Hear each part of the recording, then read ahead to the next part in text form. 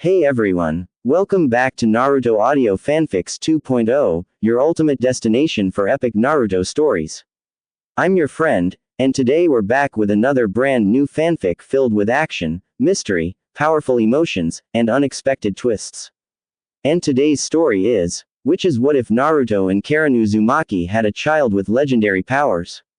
Part 1, a story where destinies change, secrets are revealed, and Naruto's true power leaves everyone speechless.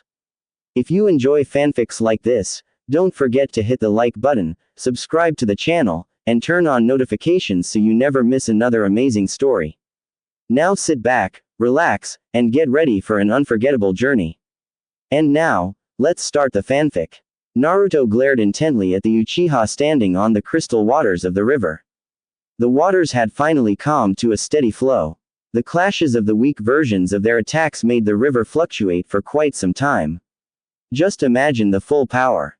Naruto stood tall in all of his orange-loving glory, his deep blue eyes glowing with animosity. The boy trembled slightly as he and his best friend continued the stare down of the ages. Neither broke eye contact as they continued to gauge each other's power and strength, seeing as the two of them were nothing but power.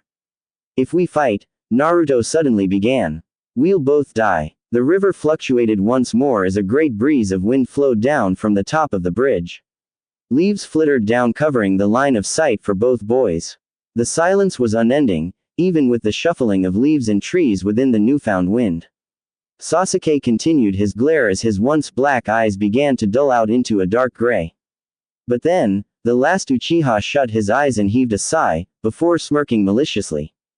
Then I guess, Sasuke paused and activated his Sharingan once the Zetsu began to rise from beneath the water. I'll kill you before you kill me.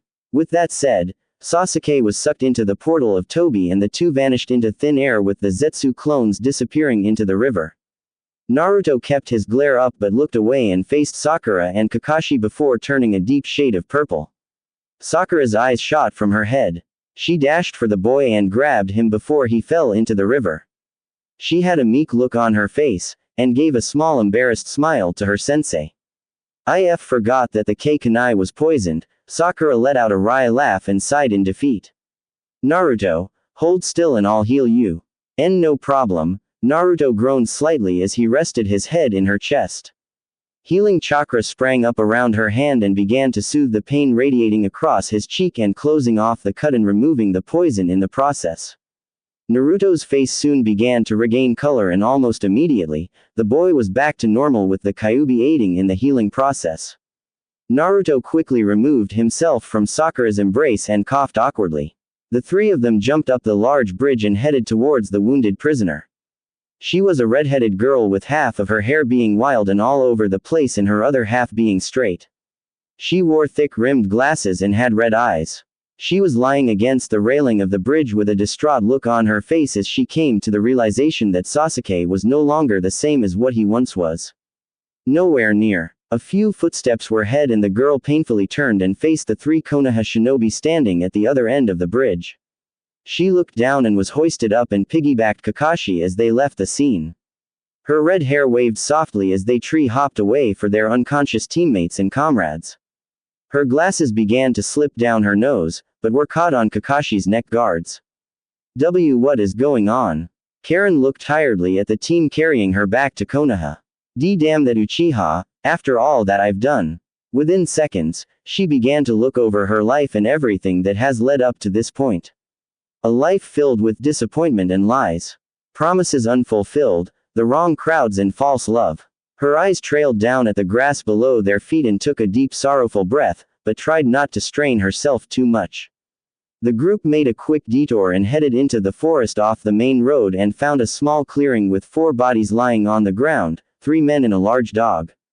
All 4 of them began to wake up thanks to Sakura administering the antidote and healing their bodies and removing the poison from their systems. Almost immediately, Kiba burst into anger and began to scream at Sakura for how stupid she was and how little she had thought the situation through. But through all of this, the golden-haired boy of the group kept to himself and stared aimlessly into the grand forest surrounding them. One by one, Karin began to examine the Konoha ninja's chakra signatures, and one by one, she got a very good idea as to how these shinobi acted, thought and moral codes were.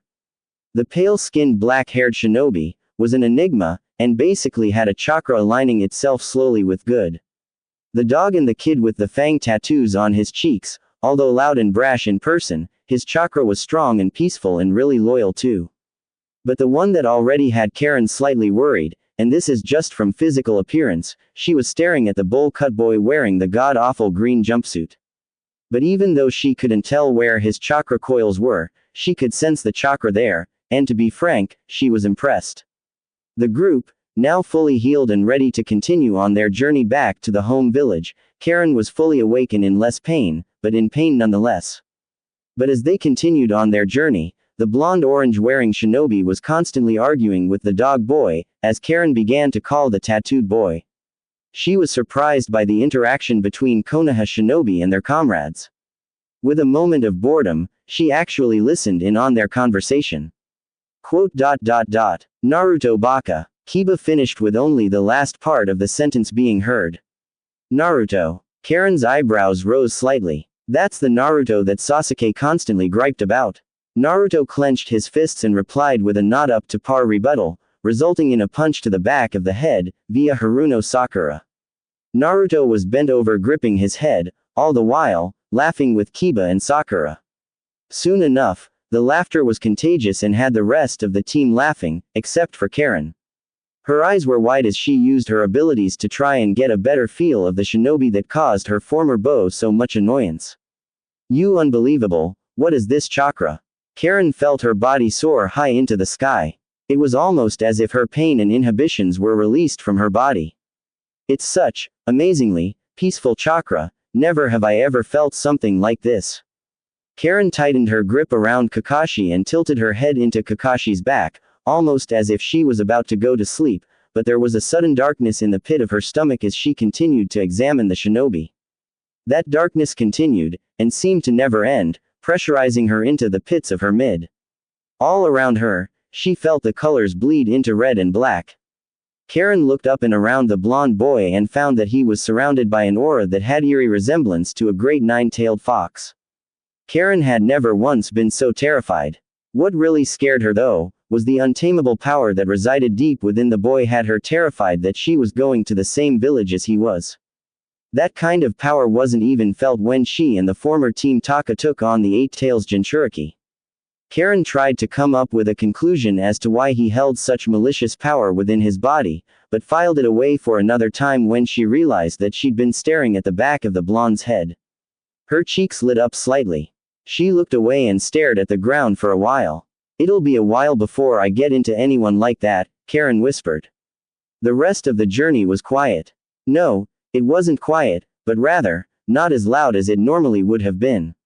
With Naruto off in his own little world thinking about his difficult situation with Sasuke, Kiba saying something stupid and the others not really saying much, it left Karin with much to think about, namely, where she stood, now that she was no longer aligned with anyone. I'll most likely get arrested and thrown into jail, Karin mentally shivered. Or worse, I'll get executed. Karin reached over with her hand and weakly pushed her glasses up the bridge of her nose, and somehow, once more, his gaze landed on the figure of Uzumaki Naruto. Karin continued to stare and was genuinely surprised at his appearance. Everything Sasuke said, Karin thought. It's almost as if Sasuke was jealous of him. This Naruto is nothing like the one that Sasuke, the Uchiha, always spoke about. Naruto put his arms behind his head and started to walk slowly for just a moment. He was lost in his own thoughts as he stared off into the trees above them. The small rays of light tickling his whiskered cheeks and bouncing off of his sun-kissed hair. Naruto stopped suddenly and took a small breath before sighing in content and continuing forward. Karin quickly noticed that Sakura had a flash of worry on her face, only for it to disappear before she could examine the pinket's expression any further. Karin shut her eyes and took the same action, making Kakashi turn his head slightly. The Junin gave her a small look, but then gave her an eye smile. Karin raised an eyebrow and rested her chin in his shoulder, knowing that she is still too weak to walk on her own. Kakashi simply fixed her position on his back and sped up the pace since he was starting to fall behind Kiba. The Cyclops of a Junin sped up his steps and started to catch up to the somewhat speeding blonde just a few clicks away from him. Once he caught up with Naruto, Kakashi looked over to see Naruto had no expression on his face. Naruto's cerulean eyes were glimmering and looked deep in thought. Karin saw this, and for the first time, she had seen his face up close and was surprised by his facial appearance. From all of the descriptions that Sasuke gave her, she had half expected Naruto to be some god-awful thing to look at, but to tell the truth, she felt that the blonde wasn't too bad. He looked over from the corner of his eyes and gave Karin a small smile. Karin felt her face heat up from just how bright his smile actually was.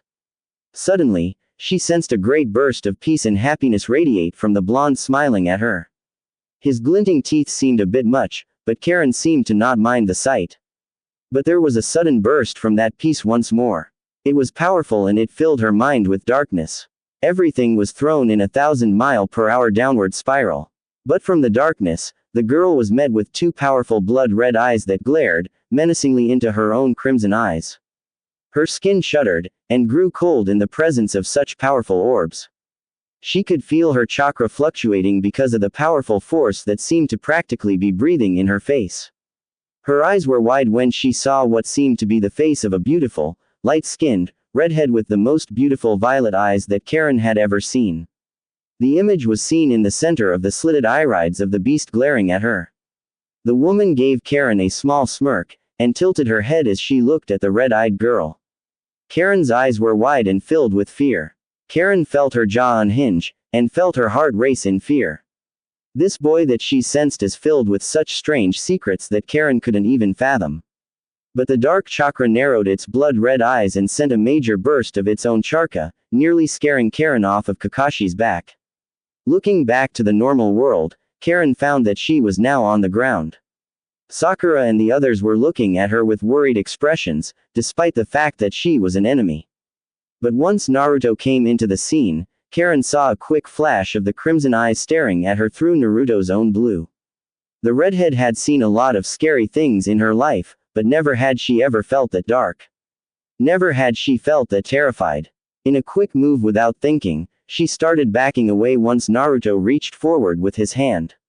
A small pang of hurt reverberated through his heart. He looked down and slowly retracted his hand, but Karin quickly reached out and grabbed it. With a quick and brisk apology, Naruto lifted her from the ground and carried her on his own back, rather than Kakashi's. Karin's sensing abilities were exploding in all directions from the amount of dark chakra shooting off of Naruto's body. Karin gripped tightly, tighter than what she did with Kakashi. Actually, with Kakashi, she held him loosely, hence the fact she fell off. Naruto nearly choked from the amount of pressure she was pressing on his neck, but immediately loosened. "Oi, Naruto," Kiba started. "I think the redhead likes you." "How youthful, Naruto-kun," Lee howled. "I don't like him. I am just making sure that I don't fall off again." Karin roared back, nearly causing Naruto's eardrums to burst. "You baka. Now, no need to get feisty." Kakashi gave her another eye smile. "We're all trying to go to the same place now. Don't worry," Naruto said in a reassuring voice. "We'll get there all fine and then we'll all go our separate ways." At the village, Naruto was walking towards his most frequented place in the entire village, Ichiraku Ramen. His stomach grumbled and tumbled as he walked through the streets of his home village. Everything around him was making good progress in being rebuilt, especially with the help of Yamato's Mokuden Jutsu. A small smile grew on his lips as the civilians began to cheer his name and wave lovingly towards their newest hero. Some even went so far as to say, "I hope you become Hokage one day." Naruto didn't know if they were kissing up to him, or if they were truly genuine in their words. For so long, he was ostracized and made an outcast by many of the people that cheered his name. For the longest time, the only form of interaction between him and the villagers was the occasional blurb of harsh words, or even going full out and actually kicking him or tossing him about, or just downright slandering him in any way they could, be it talking behind his back, or insulting him to his face, but now, he didn't know how to respond to their kind words and kind actions. So, He simply hunched his shoulders slightly and looked down towards the dirt road with a light blush on his cheeks. Making a quick turn, Naruto walked towards the nearest exit and took the quickest detour towards Ichiraku. After all of those years of running off to find a quiet and secluded place to cry, gave Naruto an imaginary map of the entire village, one that is burned into his mind probably to the end of his days. Looking up, Naruto felt his eyes light up from the sight of the little paper lantern moving swiftly in the blowing wind. The new Ichiraku ramen stand was no longer a nice hut with cloth hanging over the front of the stand, but instead, it was its own actual restaurant with a large counter and multiple seats. The coloration paid a great homage to their favorite customer, by coloring much of the store orange and black. Naruto smiled devilishly and charged in, sliding the rice paper door open, completely forgetting his predicament, and jumped onto a stool with drool already flowing down the sides of his mouth. He slammed his hands onto the counter, getting the attention of Tuki. 5 bowls of miso ramen. Naruto roared with a loud laugh. And keep 'em coming, old man. You got it, Naruto. Tuki started laughing and called the orders out to his ever-faithful daughter, Ayame, whom of which was working furiously with the order. Naruto sat in silence as the intoxicating smells of the wondrous ramen came floating into his nose. But, the wooden doors suddenly slid open. With Ayame and Tuki in the back working on the orders, in came 2 Chunin that witnessed Naruto's battle with pain. They were surprised and actually relieved, it seemed, to see Naruto. Hey, one of them shouted out with a smile. It's the hero of Konoha. You're right. The other laughed. The elder one quickly walked up to a seat next to Naruto and pulled out a notebook. Please, honor me with your autograph. My son would love it if you did. Same here. My daughter would love it if you signed an autograph for her. The other shinobi joined in. Naruto turned red from embarrassment. Looking around for whatever escape he had, he tuned out the 2 shinobi and tried to listen in for whatever distraction he could take advantage of. Thanks to the newly renovated Ichiraku ramen stand, the Ichirakus hired a full staff of waiters, cooks and even delivery men and women. So once Tuki got the order of deep-fried pork cutlets, the order came out first. With a ring of the counter bell, Tuki got the attention of one of his delivery men. But Naruto quickly kawaramied with the delivery man and took the order himself and started running away as fast as he could towards wherever he could. After he felt that he was a good distance away from Ichiraku ramen, he looked around and found that the street he was on was quite desolate and empty. He sighed and sat against the nearest wall and slid down and rested on the ground, placing the order next to him. He leaned his head on the wall and stared at the deep blue sky without a thought in his mind. But, then, he realized that the order belonged to someone. He frantically opened the casing and stared at the destination, the T&I Department of Konoha Intelligence. He shut the casing for to-go food and shot to his feet. He looked up and found that the sun was still high in the sky, with a lot of time still remaining in his day. So why couldn't he play delivery man for the day? So, he took his sweet time making his way towards the T&I Department building. Now though, the streets towards the building were empty. Almost no one populated the area. Naruto smiled slightly, but didn't let it show. The cheers and the kind smiles were something that was going to take time to grow on him, and he was sure of it. Naruto took a right and headed down a great hill and found that grass was already growing and tree saplings were seen sprouting from the flattened ground. Naruto smirked at the village and how well it was bouncing back from the invasion of pain. Taking another detour and finding the surprisingly small building labeled with the symbol of the T&I Department of Intelligence on the front, Naruto opened the door and walked inside of the building and headed for the prison rooms. It was a quaint journey, no one to mock him or insult him, no one that begged for him to let them free, and best of all, no new fans to bother him. He found the only room holding any people within it and knocked. There was a quick reply and the door slid open to reveal Karin sitting in a chair while picking her nails while 2 interrogators were bickering like children and Ibiki was rubbing his temples. Naruto held in his laughter, remembering the terrifying and imposing figure that Ibiki was as a man. The blonde walked ahead and shivered in fear once Ibiki stood from his seat. The larger and older man kindly took the casing of food and started laying out the meal in front of the redhead sitting behind the table. You've got your food. Now eat up. Karin ordered this. Naruto asked. Why? She runs a hard bargain for information. Ibiki groaned. Why don't you join in on the interrogation, Naruto? Since my two subordinates are being less than adequate. Why not? Naruto sighed and pulled up a seat and sat next to Ibiki. I was hoping that I could eat my ramen by now. Okay. Now tell us what you know of the Akatsuki and what they're planning. Ibiki said with a voice that demanded respect. You have literally no reason to hold back information. Hold on. Karin replied with a small smirk. I just need to finish my delicious pork cutlets, Kami. You Konoha people sure know how to cook. I'm impressed. Don't try changing the subject, Karin. Naruto grabbed her shoulders. But suddenly, the two disappeared in a puff of smoke. Somewhere, the smoke cleared and the two were now in a vaguely familiar room, well to Naruto that is. Once the smoke was officially cleared, the two looked around awkwardly and found that Lord Fukasaku and Lady Shima were sitting at the other side of the table with wide eyes. Karin's eyes bugged from her head and she nearly freaked out from being in the presence of toads of all things. Then she looked down to see caterpillars, insects of varying sizes. She quickly shot a hand to her mouth to hold in her incoming gag. Fukasaku-sama, Shima-ba-chan. Naruto cried out and dropped Karin off of the table and headed off to give the two toad sages the tightest hug he could muster. Wait, what in the world am I doing here? What the heck is she doing here? Fukasaku asked. I thought we only summoned Naruto-chan. These two were apparently in physical contact. Shima replied. Well, young lady, whom might you be? Karin. The redhead replied. No surname that I know of.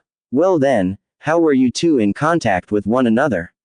Shima asked. Karin was surprised by the amount of chakra that the two elder toads possessed. To be frank, the girl was slightly terrified. I was interrogating her. Naruto quickly replied. She was a part of Sasuke's team, so she could possibly have information about the Akatsuki and what they're doing with Sasuke. So she's an enemy? Fukasaku asked with a raised eyebrow. Karin's eyes nearly widened when she felt a chakra spike from the green toad. But before Karin could reply, Naruto raised a hand and shook his head. He then turned his head and looked at the redhead sitting in one of the seats. Karin was surprised to say the least. She barely knew this guy, but he was so quick to defend her against whatever these toads meant to him. She felt his chakra fluctuate in a way that made his actions seem genuine. He had a stern look on his face as he stared the two toads down. There won't be any need to kill her, or dispose of her. Naruto said. She's under my protection since it's my fault that she's here. Are you sure, Naruto-chan? Shima asked. I am dead serious, Shima-ba-chan. Naruto smiled softly. Besides, Ka-chan seems to like her. Outside, the group began to walk towards their destination and seemed to be making a good walk, although the walk was plagued by the innate rambling of Karin. Naruto was confused and seemed to be wondering and worrying about the redhead's sanity. But then after at least 10 minutes of blocking her out, he sighed and decided to listen in on what the redhead was saying. I seduced him, I helped him for nothing. That damned Uchiha tried to even kill me. The nerve of that guy. Karin placed her hands on her hips and glared viciously towards nothing. And yet, why do I feel this way for him? Why didn't he feel the same? Was there someone else? Was it because I wasn't smart or strong enough? Am I not attractive? Karin sighed and looked down, stopping suddenly. I bet it's because of my cursed red hair. Why the hell does this sound familiar? Naruto thought with a strange look marring his face. Suddenly a bright blush formed on his cheeks and he quickly forced his hands into his pocket and started walking forward with a quick pace. The images of the first meeting of his mother came flittering in his mind. She's almost exactly like Ka-chan. Well, actually it's because of your red hair that I think you're beyond beautiful. Naruto suddenly blurted out. I just say that, Naruto. Karin looked at him with a light blush growing on her cheeks. What did you say? Nothing. Let's just continue on to the Great Toad Sage. Naruto started walking faster, trying to get away from the redheaded girl. But, Karin looked with a distraught expression on her face. Whatever, he probably didn't even mean it. Karin charged forward and followed Naruto with the same pace that he was going at and followed the toads towards the central husk. The four entered and bowed to the various toads staring at them and walked through the great structure towards the Great Toad Sage of Mount Myoboku. A great door was opened and they came to see the sight of a massive toad with a grand hat on his head. Hey, I kinda, Karin was starting to stutter in the presence of such great beings. There was so much that she didn't know about Naruto, and most of those things, she could do without knowing. See, can I go back? If you want to stay in a prison cell for an unspecified amount of time instead of hanging with Konoha's #1 knuckle-headed ninja, then go ahead. Naruto said without a single stutter. You could stay with me and I'll be able to let you walk around and be free, to an extent. What do you mean? Karin asked, slightly worried for what he meant. With a quick sensing of his chakra, she found nothing wrong that would signify any evil intent with his words. I mean, stay under my protection. Naruto replied. With me, the village won't bother someone under the protection of the hero. I mean, thanks, but why? Karin asked. Why are you doing this for me? You don't even know me. Does that really matter? Naruto asked with a small smile. We could get to know each other. Enemy or not, it doesn't matter to me. I guess, Karin sighed and walked closer to Naruto.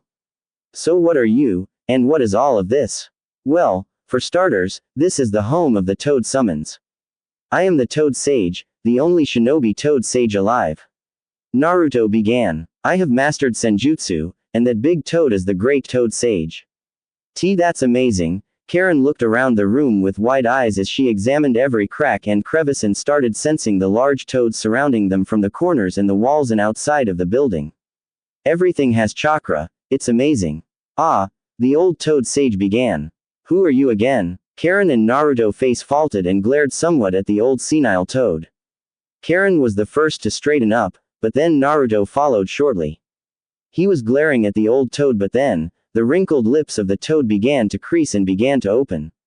I have received another prophecy, the future, he began. It will be one filled with great strife, a great battle will rage between every shinobi, and a clan will be restored and the other will be destroyed.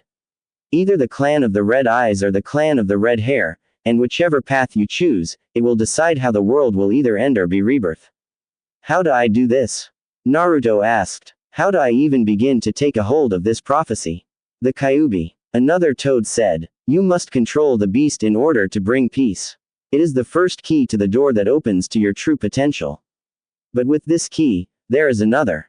The toad elongated itself and Karin nearly gagged at the sight. The toad unraveled its scroll body and it came to reveal a complex seal formula drawn upon the scroll.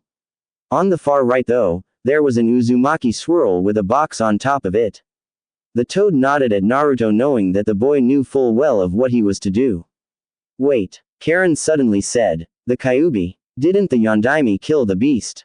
No, Naruto replied. In truth, he sealed the beast inside of me.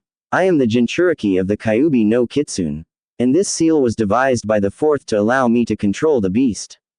Naruto-chan. Fukasaku chided. I don't think it's wise to give information so freely to enemies, former or not. I know, Naruto replied, but I trust her. Anyway, let's get this going on. A flame of chakra formed on each fingertip as he placed his palm onto the empty box. The chakra burned into the scroll and the seals began to grow from his chakra, and spread onto his body. Karin started to examine the sudden change and began to feel an overflow of chakra coming from the seal's power, almost as if someone's life force was being transferred into the boy. She could sense the chakra and she had to say, it felt vaguely familiar. Using her knowledge she started to think of whose chakra it was. But then thinking back to the conversation, Naruto said that the fourth created the seal. The chakra felt familiar because of the fact that the chakra belonged to someone she knew. Then she recognized it. The untamable fire within the chakra that showed off the different colors of the person's will. It was so powerful that Karin couldn't miss it. It was beautiful and it filled her with strength. She stared at the chakra flowing into Naruto's body and into his chakra coils. As she watched, she finally realized whose chakra it felt like. It felt like Naruto's. The warmth, the strength, the power, it was all there. There was no doubt about it. Was your father the fourth Hokage? Karin asked suddenly. The chakra stopped channeling for a moment, but only to resume. Fukasaku and Lady Shima narrowed their eyes at the redhead and started trying to sense her abilities through the use of senjutsu. But Naruto though, had a small smirk on his face when Karin asked. To hear people ask if the fourth was his father made him smile. Even though it's only happened a few times. He knew his father at least. Once the chakra transfer was over and the seals were changed and reformed, Naruto turned to face Karin and gave her a small smile. Tell me all you know, and I'll tell you what you want to know. Naruto smiled softly. I'm pretty sure you have one hell of a story to tell, and besides, Fukasaku Jiji and Shimaba-chan need to trust you first. Where do I start? Karin asked. Start from the beginning. Naruto stared at the red-headed girl waiting for a response. Karin fixed her glasses and gave Naruto a nervous look and sighed before being led from the building and onto one of the giant leaves that surrounded the ever-twilight-bathed land of Mount Myoboku. Karin sighed, not one to really think of her life, let alone spill her story to people, but maybe, she thought, maybe, Naruto could be the one to take the pain off of her chest and listen. With Taka, or hubby, or whatever crazy name Sasuke had come up with at the time, Karin felt that none of them would give a rat's about her well-being, as shown on the Great Bridge. Her chest started to pulse in pain from the quick flash of what had happened just a few days ago. Then she realized it. That bastard stabbed me, Karin roared. Naruto's eyes went wide and he quickly jumped back behind the two toads. His face was dark with fear and his body was shaking. The amount of malicious intent radiating off of the irate redhead was too much for the blonde to handle. He stared at her backside as she went off on a rant of how much she hates Sasuke and how much she felt that he was scum. But it was during this, Naruto realized how great of a butt she had, and not only that, she was more curvaceous than Sakura could ever be. Naruto stopped himself before he could continue with those thoughts. A bright, crimson blush formed on his cheeks. Darting his eyes to different directions, Naruto couldn't help but continue to stare at the great curves that Kami had blessed his protectorate with. The blonde suddenly had this strange feeling, almost as if Jiraiya was trying to give him applause. Naruto shook his head and started walking ahead once Karin had calmed down and walked by her side. Karin felt the burst of calm chakra coming from behind and looked over to Naruto.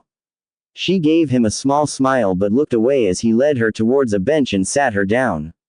Naruto plopped next to her and gazed off into the horizon of the homeland of the toads. It's so beautiful, you know, Karin said. Verbal tick like Ka-chan. Naruto mentally noted. It reminds me of my homeland. Karin sighed and felt the calming chakra of the toads lying on their leaves and the chakra radiating off of Naruto. The land of grass, that's where I'm from. Land of grass? Naruto asked. Jiraiya of the Sannin, my sensei and I, traveled for 3 years, and never had I heard of a land of grass. Well, that's what I've always called it. Our country never really had a name.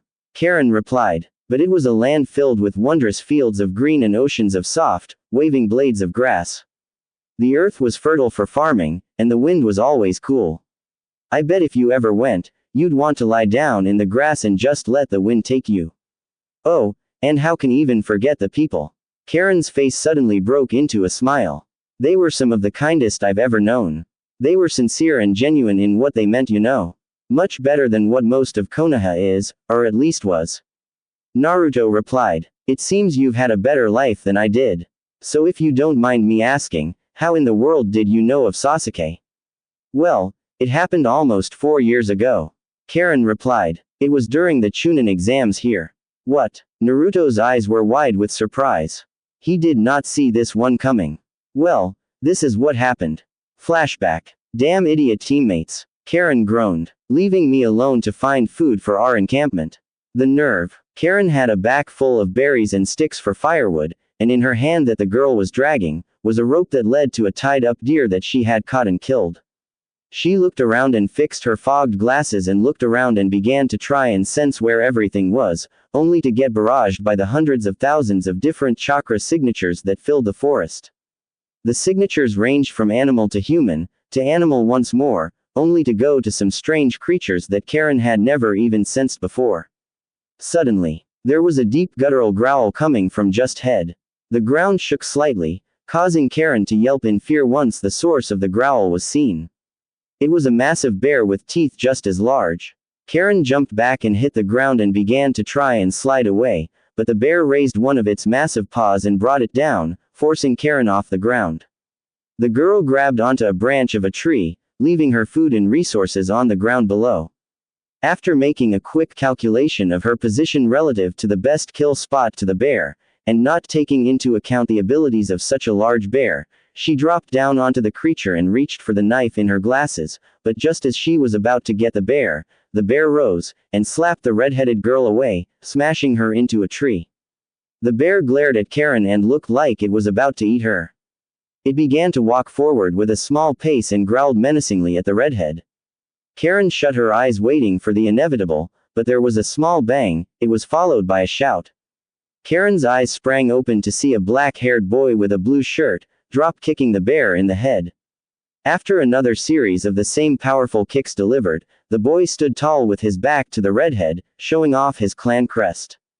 What's your name? Karin asked out, her voice meek from the near prospect of getting eaten.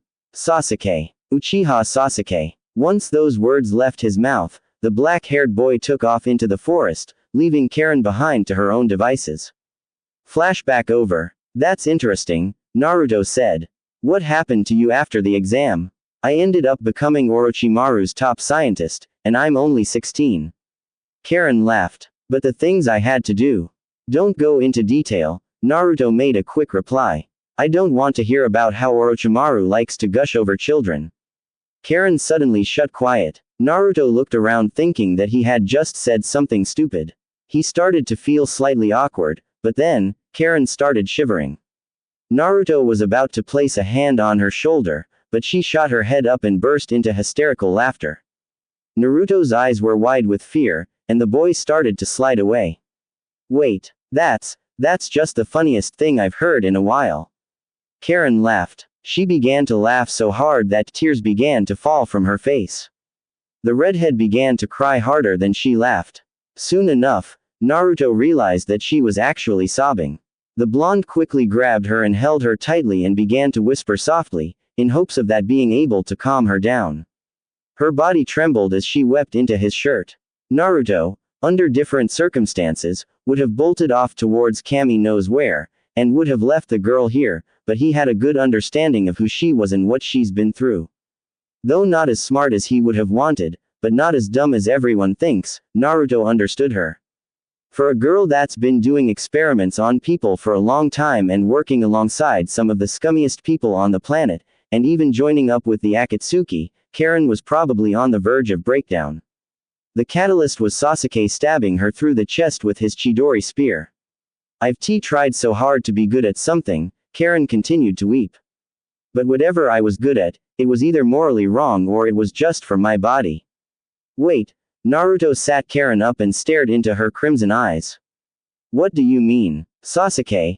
Karin started, but quickly stopped herself and looked away as tears began to sting in her eyes once more. That Naruto growled and gripped the bench. No, I wanted it though, Karin quickly replied. I was naive and I was just so stupid all this time. Doesn't mean that I'll accept it. Naruto replied. After hearing this, you are definitely going to stay with me for a while. What? Karin asked with a tilted head. I don't want anything to happen to you, at least anything bad. Naruto replied with a heartwarming smile. I can tell that you've been through a lot of shit, it's okay though, it's because well, I have too. What do you mean? Karin asked while resting a hand on Naruto's shoulder. Wasn't your father the fourth Hokage? I'm a Jinchuriki. Naruto replied. For the longest time, I was hated, despised, ostracized, insulted, everything that you can think of. I didn't even know who my parents were. No one knew who my parents were except for the old man third Hokage. Why didn't he tell you? Karin asked with a deep glare marring her face.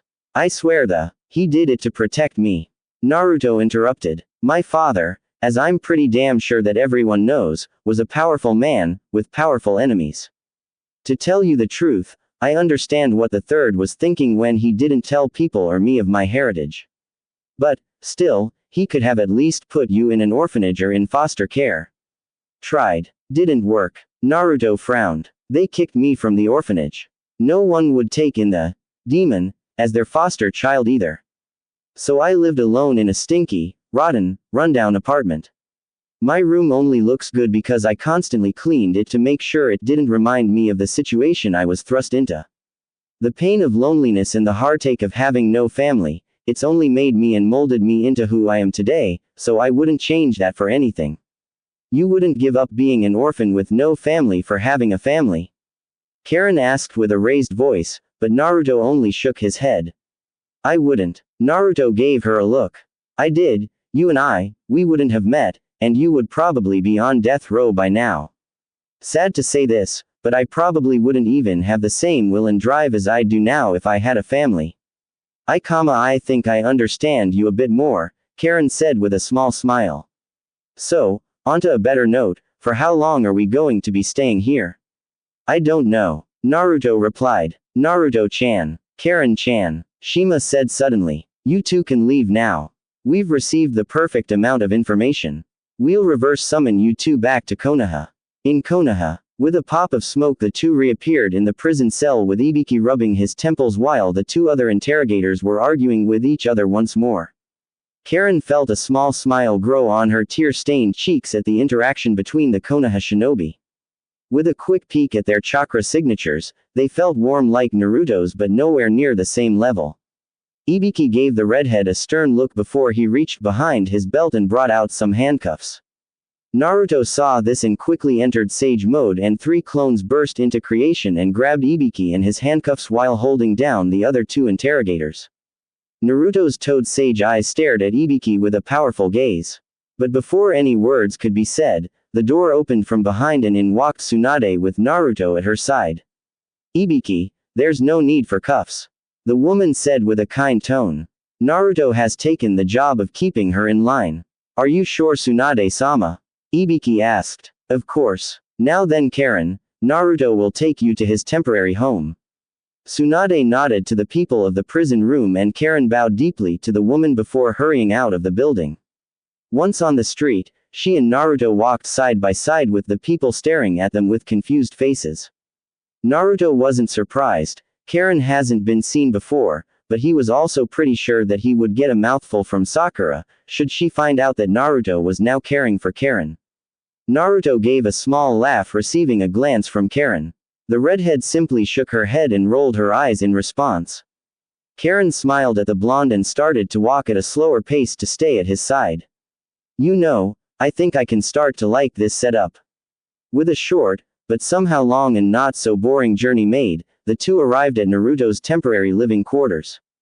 As a sign of thanks from the construction corps of villagers, they made him a great condo and replaced all of his former furniture and belongings with even better products. His sinks and refrigerators were top of the line, his toilet was top of the line, even his damn shower was top of the line. His floorboards were no longer just wood but instead tile. He had beautiful carpets strewn into the floors for a more comfortable walk. Karin was surprised by the scene and looked to Naruto half hoping that his heartbreaking story of being a pariah in Konoha was fake, but Naruto simply shrugged and headed straight for the couch and unzipped his black and orange jumpsuit jacket revealing a black skin-tight shirt that showed off his well-defined muscles and toned body. Karin blushed a mighty storm, and quickly looked away. Wait, if you're going to stay on the couch, where am I going to sleep? Karin asked. Why the bed, of course. Naruto replied without even looking up. I can't do that. Karin looked in awe. It's why your home I see can't impose. I don't really care. Naruto slid out of the couch and walked up to Karin with a playful smirk on his face. What are you Karin yelped out with a bright blush growing on her face as Naruto swept her off of her feet and into a bridal-style position. Karin's face was soon enough, just as red as her hair. Naruto shook his head and slowly slid his bedroom door open to reveal a large king-sized bed and slowly laid Karin onto the mattress. Karin was surprised with the cleanliness of the bedroom and quickly surmised that Naruto doesn't really spend much time in this room. You know, this is actually the first time I've ever even touched this bed. Naruto whispered. What? Why? Karin looked at him with an incredulous look.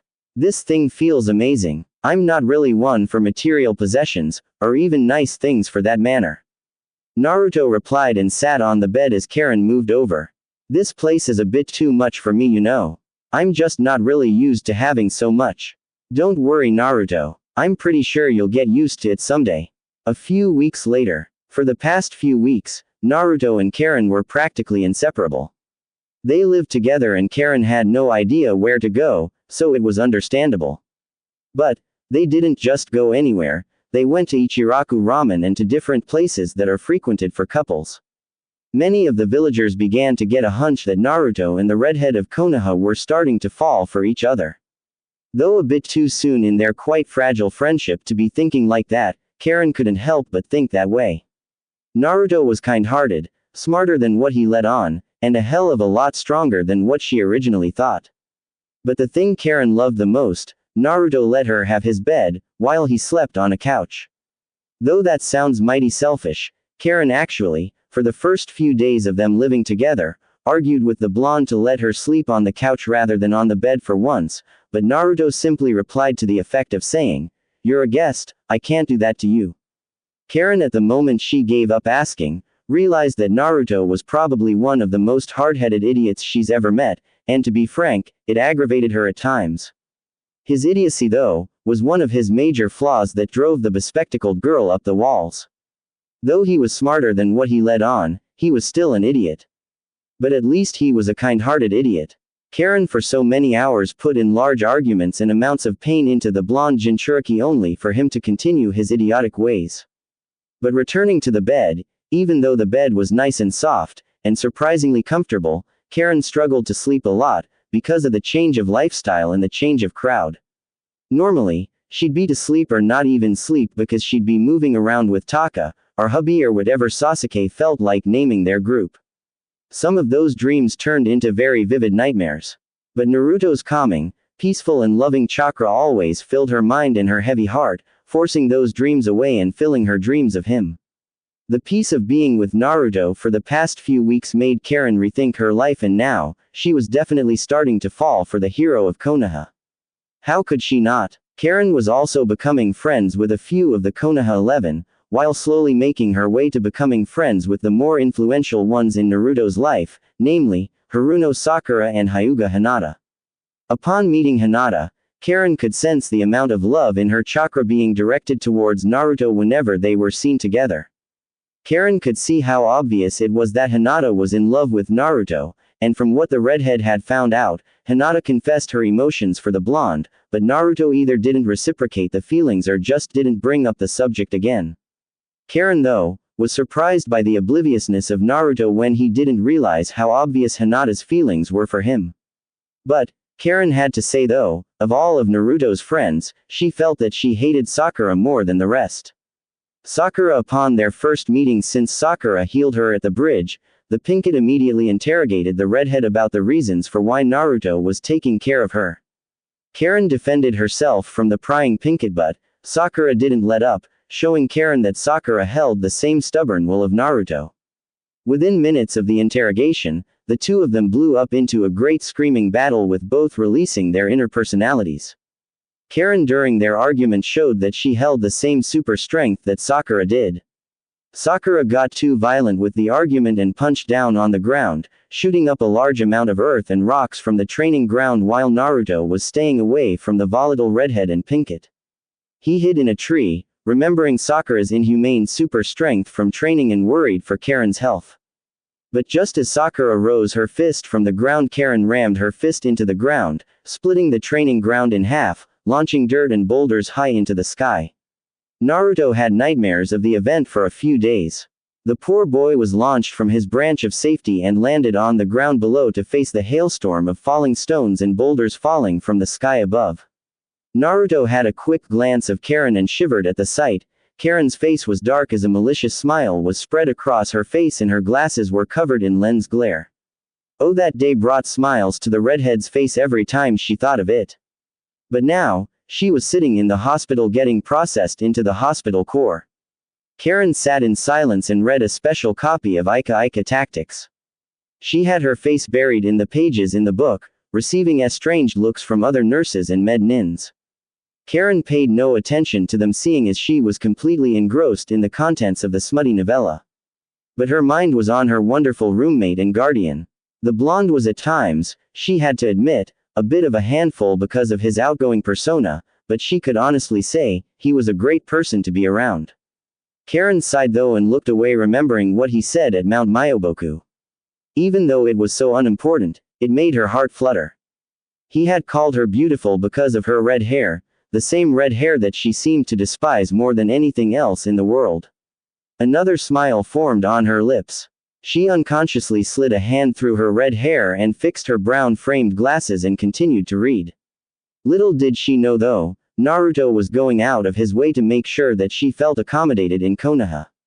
The blonde hero was in the Hokage Tower having a grand debate with Tsunade to allow Karin some privileges. Ba-chan, Naruto said once again, if we're going to help me train and tame the Kyuubi, then don't you think having a censor like Karin with me to make sure nothing wrong happens? I would love to do that, Naruto, but I can't just let a prisoner, protectorate of the hero or not, waltz freely around the world.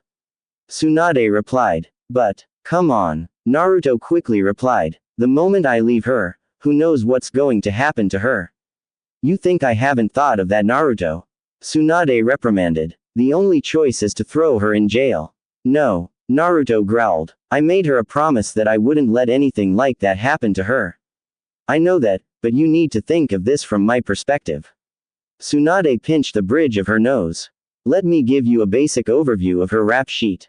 I already know it, Ba-chan. Naruto sighed in exasperation and sat up from his seat. She told me already. Then you should know why I can't just let her leave and come with you. Tsunade replied with a stern expression. She could, for all we know, could be a spy working for Orochimaru that purposely got herself captured. But I know she isn't. Naruto replied. Naruto, Tsunade's eyes were wide. Are you falling for her? What? Don't be absurd, Ba-chan. Naruto replied with a small tint of a blush forming on his cheeks. She's just a friend. Whatever you say, Naruto, Tsunade laughed. But getting back to our argument, I can't allow Karin to leave the village just because you say that you trust her. She's not even a shinobi aligned to any village. Then make her a shinobi of this one. Naruto blurted without thinking. You want to run that by me again? Tsunade asked with a raised eyebrow. Goad him into it. I was saying, make her a shinobi of this village. Naruto replied with a little less than adequate confidence. She's a good medic, hell a damn good one, and she's literally one of the best censors I've ever met. She could tell if someone's lying just by reading their chakra. Those are skills that I've got to say that are priceless. You drive a hard bargain, Naruto, but you still haven't convinced me. Tsunade smirked. Just a little more. Then put her in a new team of genin that are trying to become chunin. Hell, you could even put me in that team. Naruto stood from his seat and rested his knuckles on the desk with his head dropped low and his hair covering his eyes in shadow. Naruto. She isn't even a genin. Tsunade-sama. The Hokage's eyes went wide, but Naruto went ahead and chose to continue. I will never call you that ever in your life, but I am now, just to show you the gravity of this situation. I'm listening, Naruto. Tsunade motioned for the blonde to continue. I'm not as dumb as most thought I am, well, at least not anymore. Naruto whispered. I know of the war, and don't act so surprised either. I talked to the great Toad Sage, and remember, he's all-seeing and all-knowing.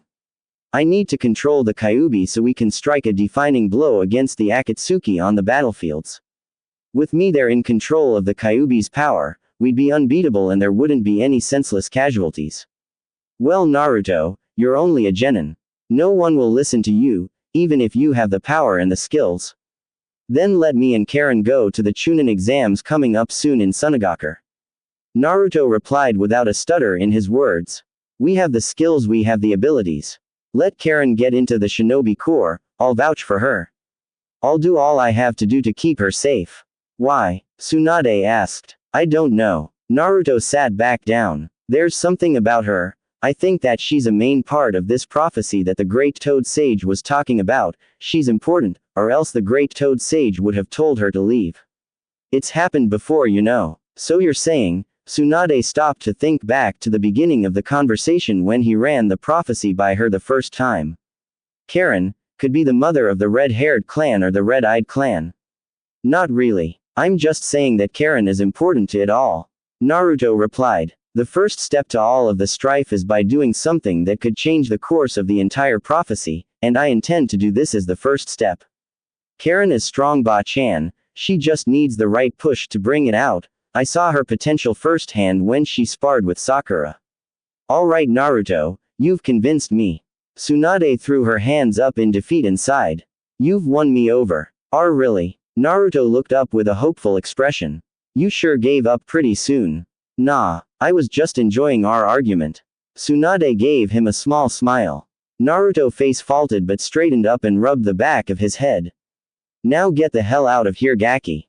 I have some blasted paperwork to do. You got it Ba-chan. Outside, Naruto walked down the street with a smile beaming off of his face. After spending the last few weeks in the company of the irate redhead known as Karin, Naruto couldn't help but feel his heart flutter while being in her presence. Maybe the old hag was right. So what if he did have feelings for Karin? It's not like it mattered anyway. At least that's what Naruto told himself. After the nights when Karin would have those vivid nightmares of hers and he'd have to calm her down using his chakra, the blonde felt inclined to keep her happy and keep her safe. Besides, she was living with him for crying out loud. But the last nightmare she had was of Sasuke and what he had done to her.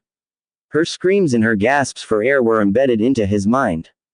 The genuine fear and pain being released from her voice was palpable. When Naruto woke the redhead from her slumber, her once crimson eyes were pale in comparison to what they normally were. The memory of her pain was a sore spot in his mind. Her tears spilled onto his clothing and her cries were deafening. But the real problem though, was making sure that her glasses stayed safe and unblemished. Without them, Karin was as good as blind.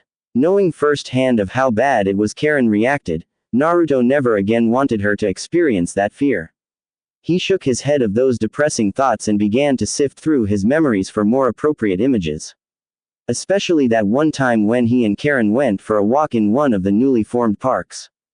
The green grass waving softly and tickling their arms and legs, and the soft winds blowing through their hair, Naruto smiled at the serene image but shook it off, knowing that if he continued on those thoughts, he might bump into someone. Where could she be? Naruto thought to himself. She is a medical person so, the hospital is a good place to check. At the hospital. Thank you for your time Karin-san. I hope we'll see you again. The nurse bowed to the redhead with a smile spread on her face. Thank you too. Karin replied with a curt bow and walked out through the glass doors only to smash face first with Naruto. Holy shit. Karin screamed out. Naruto looked up to see Karin with eyes as wide as plates and her glasses just a few feet away on the sidewalk. Karin frantically felt around the sidewalk looking for her glasses, but with no luck. The blonde saw this and held her still just before she began to hyperventilate. Naruto reached over and grabbed the glasses from off the ground and slowly slid them onto her face.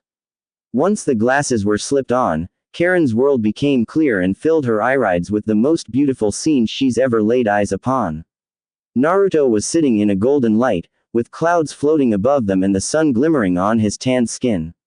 His hair waved over his Hittite-less forehead and flittered over his right eye from the wind blowing through their faces. A bright, face-splitting smile was spread on his face. Karin couldn't help but feel a blush forming on her cheeks but quickly pushed the blonde away in an attempt to keep her dignity. Naruto was confused but stood up and pulled Karin to her feet. The redhead quickly ran a hand through her unkempt half of hair and made a failed attempt to comb it straight. The two coughed awkwardly and looked away from each other only to make a powerful link of eye contact. So, Karin drawled. What are you doing here? Looking for you of course. Naruto smiled once more and put his hands behind his head. I've convinced the Hokage to make you a genin of Konohagakure no Sato. Karin's eyes went wide. She was frozen in place with her mind flying and spinning in all directions without much thought in her red head.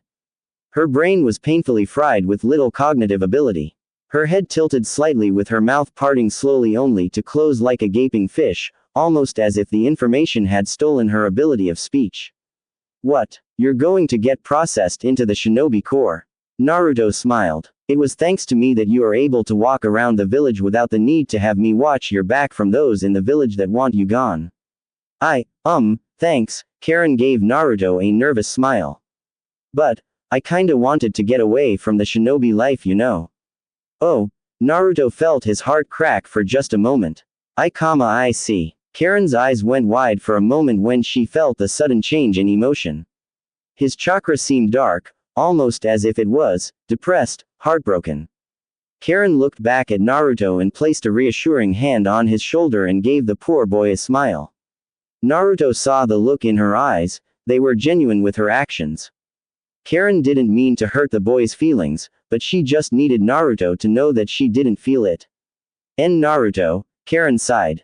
Alright, here's what I'll do. You go off and train and I'll have to think this whole ordeal over, alright? You sure? Naruto asked. You'll think of it. Of course. Karin gave him a warm smile before sliding her hand off of his shoulder and walking off. I'll see you at home. Naruto watched her walk off down the road and towards their home. Their home. Naruto smiled and looked off towards the sun. He liked the sound of that. To finally come home to someone, even though that someone was just a friend. Just a friend, huh? Naruto laughed softly and looked off towards Karin's fleeting silhouette. Her bright red hair blowing in the wind as she took each step. With each descending move, her hair jumped just a few millimeters. The girl though suddenly stopped sensing Naruto's emotion and turned just enough so that her eyes could be seen staring back at him.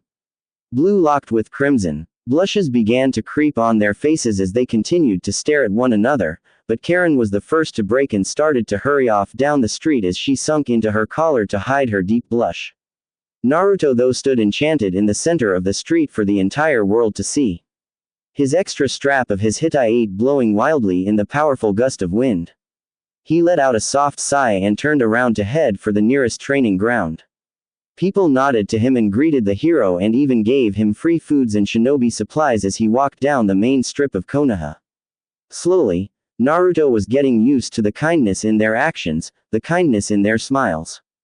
Naruto now began to smile back and wave towards those who went out of their way to let him know that he was no longer hated. Naruto stood straight and slid his hands into his pockets with little care and continued on his quiet journey to the training ground. Karin though was having a more difficult situation. She was still red-faced with a heavy blush still adorning her cheeks.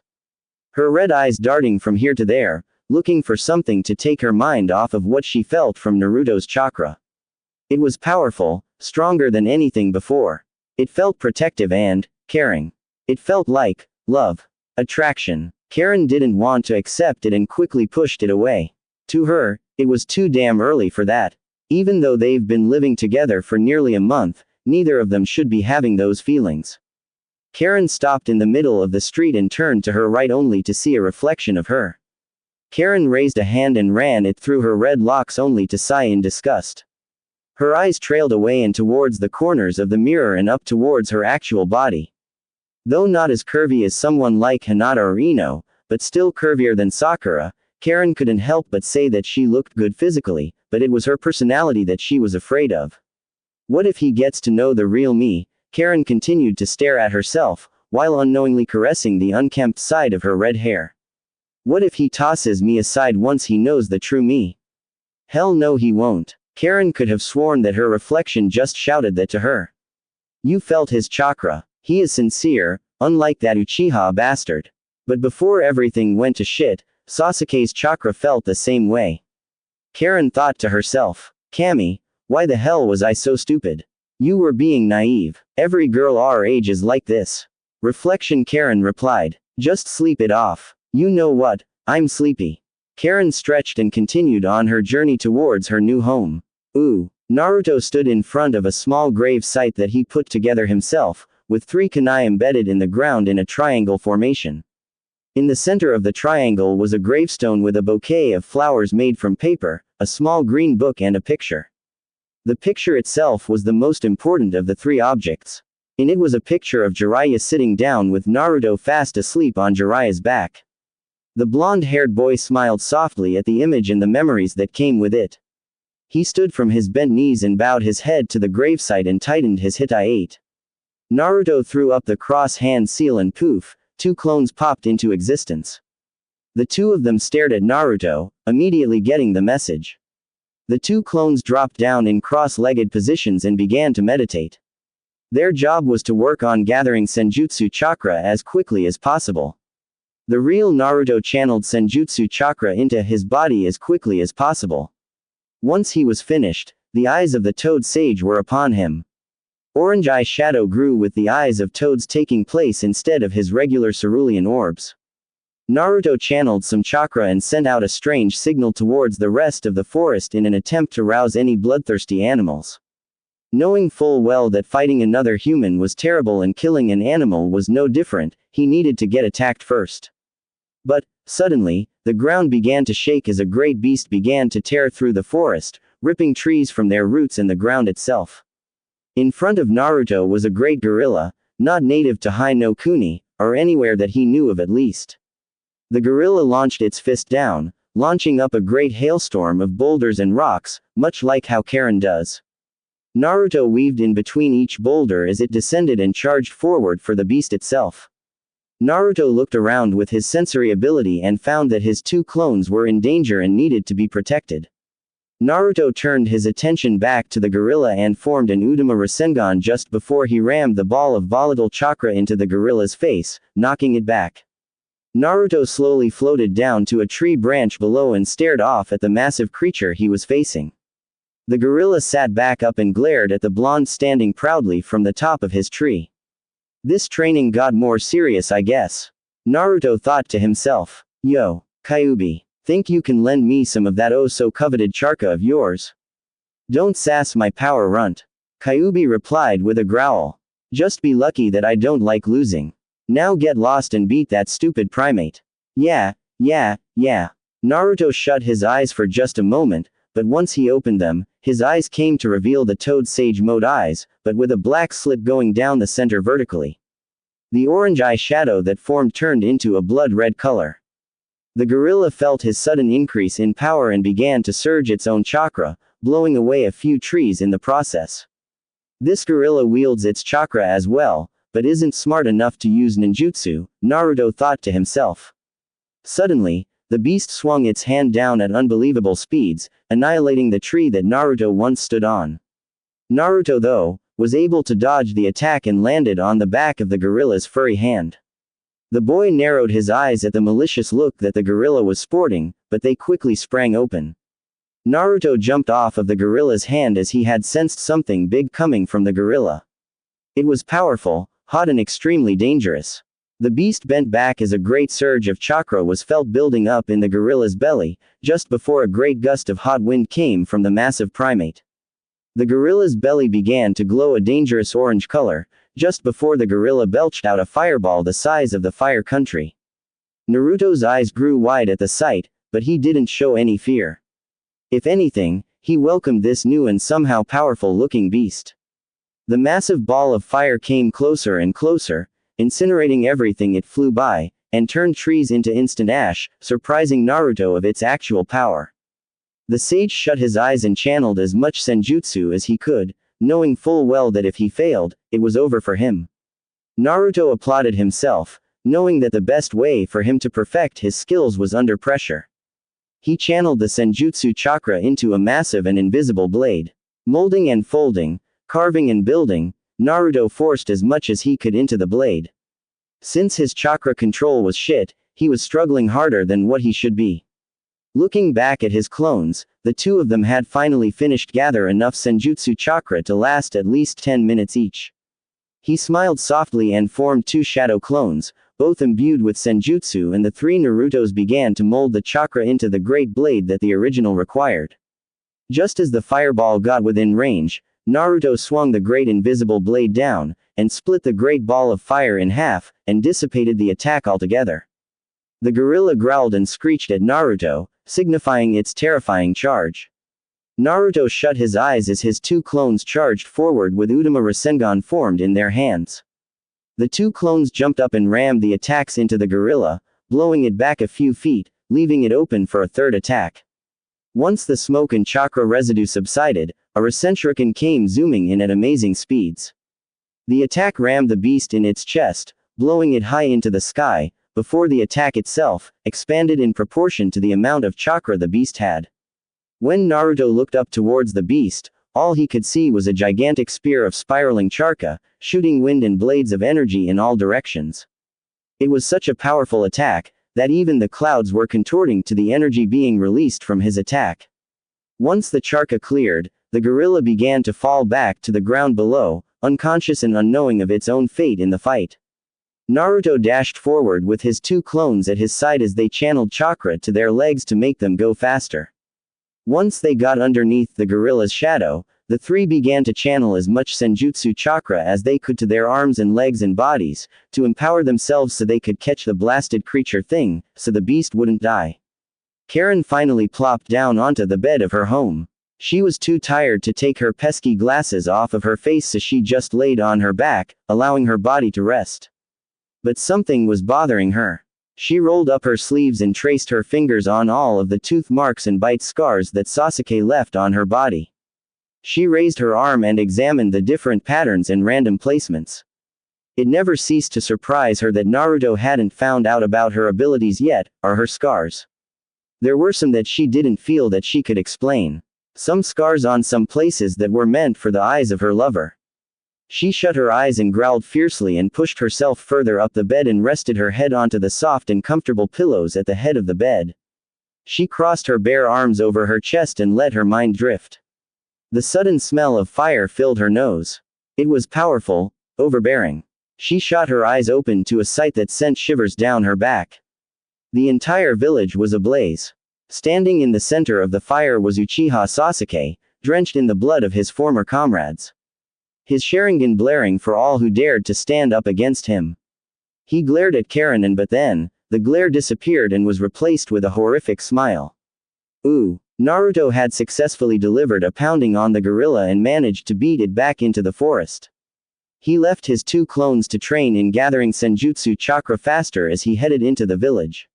He had his hands behind his head with a calm look on his face, but with sweat pouring off of his cheeks. He looked down at his clothes and felt the need to gag at the horrific smell they had. You know what? I'm going to go home and change first. Naruto frowned but shrugged. He jumped up into the air and landed on one of the rooftops and bounded towards his wooden condo, with a big smile spread across his face. He landed at the front steps and was quickly greeted by the valets and the bellman and was led into the building. Naruto nodded and gave the two a generous tip and hurried off to his room. It was a quick run up the stairs, all 30 flights, and Naruto reached his penthouse level and swung the door open to reveal nothing out of the ordinary, almost as if Karin came and went straight to sleep. The blonde shinobi tiptoed towards his room and peeked into the bedroom and smiled softly at the sight. Karin was fast asleep, and even had a small snore. He opened the door fully this time and slowly slid into the room completely silent, using the skills he used to sneak around bullies during the night as a child. He pulled his dresser open and drew out some casual khakis and a black dress shirt. He backed out of the room and clicked the door shut as quietly as he could and changed in the living room of his condo. After checking himself out in his mirror, he made a soft click at himself and headed straight out of the door and back down the 30 flights of stairs and back onto the streets of Konoha. He looked up to the sky and found that the sun was going down and the nighttime scene was soon upon the village. He smiled and trudged off through the streets as he admired everyone and everything he came across. The more he enjoyed everything, the less hatred and burden he felt. With each step, he thought of his role in the coming role, and with each passing smile and compliment, he felt the inhibitions wash away. He looked up once more once he noticed that one of the street lights flickered on. The sky was bathed in a beautiful maroon hue mixed with a slight crimson, almost the same color as Karin's eyes. He couldn't help but feel his lips curl at the thought of his roommate and protectorate. He slid his hands into his pocket and walked off to nowhere in particular, but just as the night scene of Konoha kicked in, the hero of Konoha was stopped all of a sudden by the blonde bombshell of Konoha, Yamanaka Ino. Naruto. Ino called from behind the blonde. Where are you going to? Ino jogged up to Naruto with a slow, tentative pace, almost as if she were trying to seduce the toad sage. Naruto's eyes grew wide as blood shot to his nose. Ino was wearing a beautiful, but thin shirt with no discernible bra underneath to hold back the bouncing nature of her. A blush as bright as the moon above them grew on Naruto's face the longer he kept his eyes glued onto the blonde bombshell making her way to him. Nowhere, Jay just looking for some place to eat. Naruto's face flushed deeply. Ino seemed to not have caught the slip. Really? Ino smiled softly and locked her arm with his. Let's go somewhere. I'm off from work, and Sakura has to work extra at the hospital, you know. I'd love that. Naruto smiled. So where do you want to go to? Ichiraku Ramen, Ino asked with a sly smile. How does that sound? Doesn't seem like a very Ino thing of you to offer up, Naruto said with a narrowed eye. Does that really matter? Ino asked with a smile. It's ramen. Well, that does sound really nice. Naruto broke into a faux thinking pose. I suppose we could get ramen. Well, stop supposing, because that's exactly where we're going. Ino smirked and began to walk at the same pace as Naruto. Naruto, though, not one to really check out a woman's assets, had to say, in all honesty, Ino was downright one of the girls he'd ever met. That long blonde hair and her sky blue eyes kept his eyes hooked, but he couldn't forget that body that Ino was blessed with. Her curves were definitely better than Karin, and Ino seemed to have an even better athletic build. Then again, Karin has lived underground for much of her life doing experiments for the pedophile.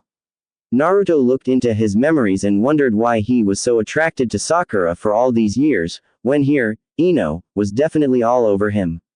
During their calm walk, Naruto began to think of Ino's skills compared to Sakura, hell, even Karin as well. After a good few moments, he quickly realized that Ino, so far, is the most useful of the three. She had an arsenal of powerful mind techniques, and was also the most beautiful of the three. Though Naruto would probably never say that to her or anyone but himself, the boy couldn't help but think she was the most beautiful girl he'd met, despite her flaws as being one of the loudest, meanest and rudest women he'd ever met. If only she could change her personality just a tad bit, Naruto felt that he'd find her attractive.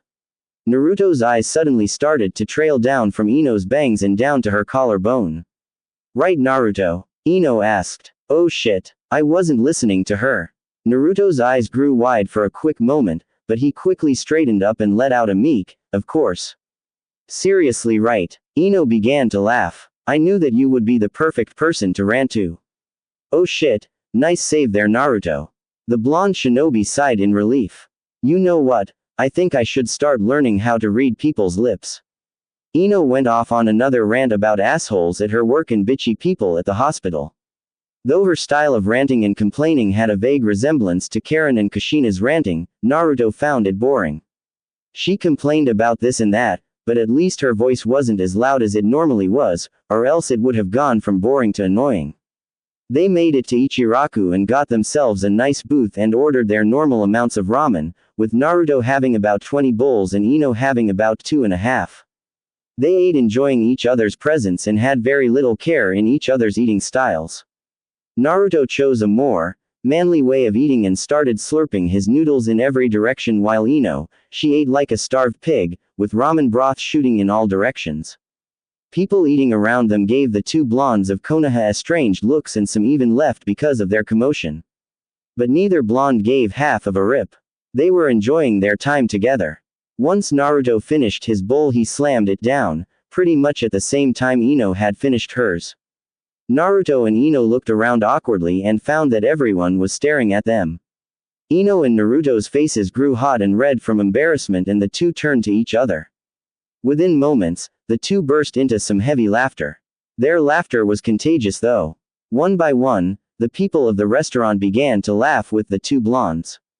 But it died down by the time the two blondes were on their way down the street. It was a surprisingly cool night, compared to the normal temperature that summer nights would be in the land of fire. Naruto and Ino were close together and stayed in a comfortable silence reigning between them. The different stores were bright and open for the various people still walking around at this time of night. Looking up, Naruto found that the sky was clear and the stars of the nighttime sky were twinkling brighter than what he'd ever seen before. The bright crescent moon high into the sky, shining down onto the village with what little light it gave. Naruto looked back down to the blonde he had in his arms. Ino had her head leaned into his arm as they walked. Upon her face was a great smile spread across her face. Her white teeth glinting with each light they passed by. Hey, wanna see something? Naruto suddenly asked. Sure, what is it? Ino asked, but before she could continue, she was swept off of her feet and the two blondes took off through the rooftops of Konoha. Ooh, Karin was surrounded by grass, lots of grass.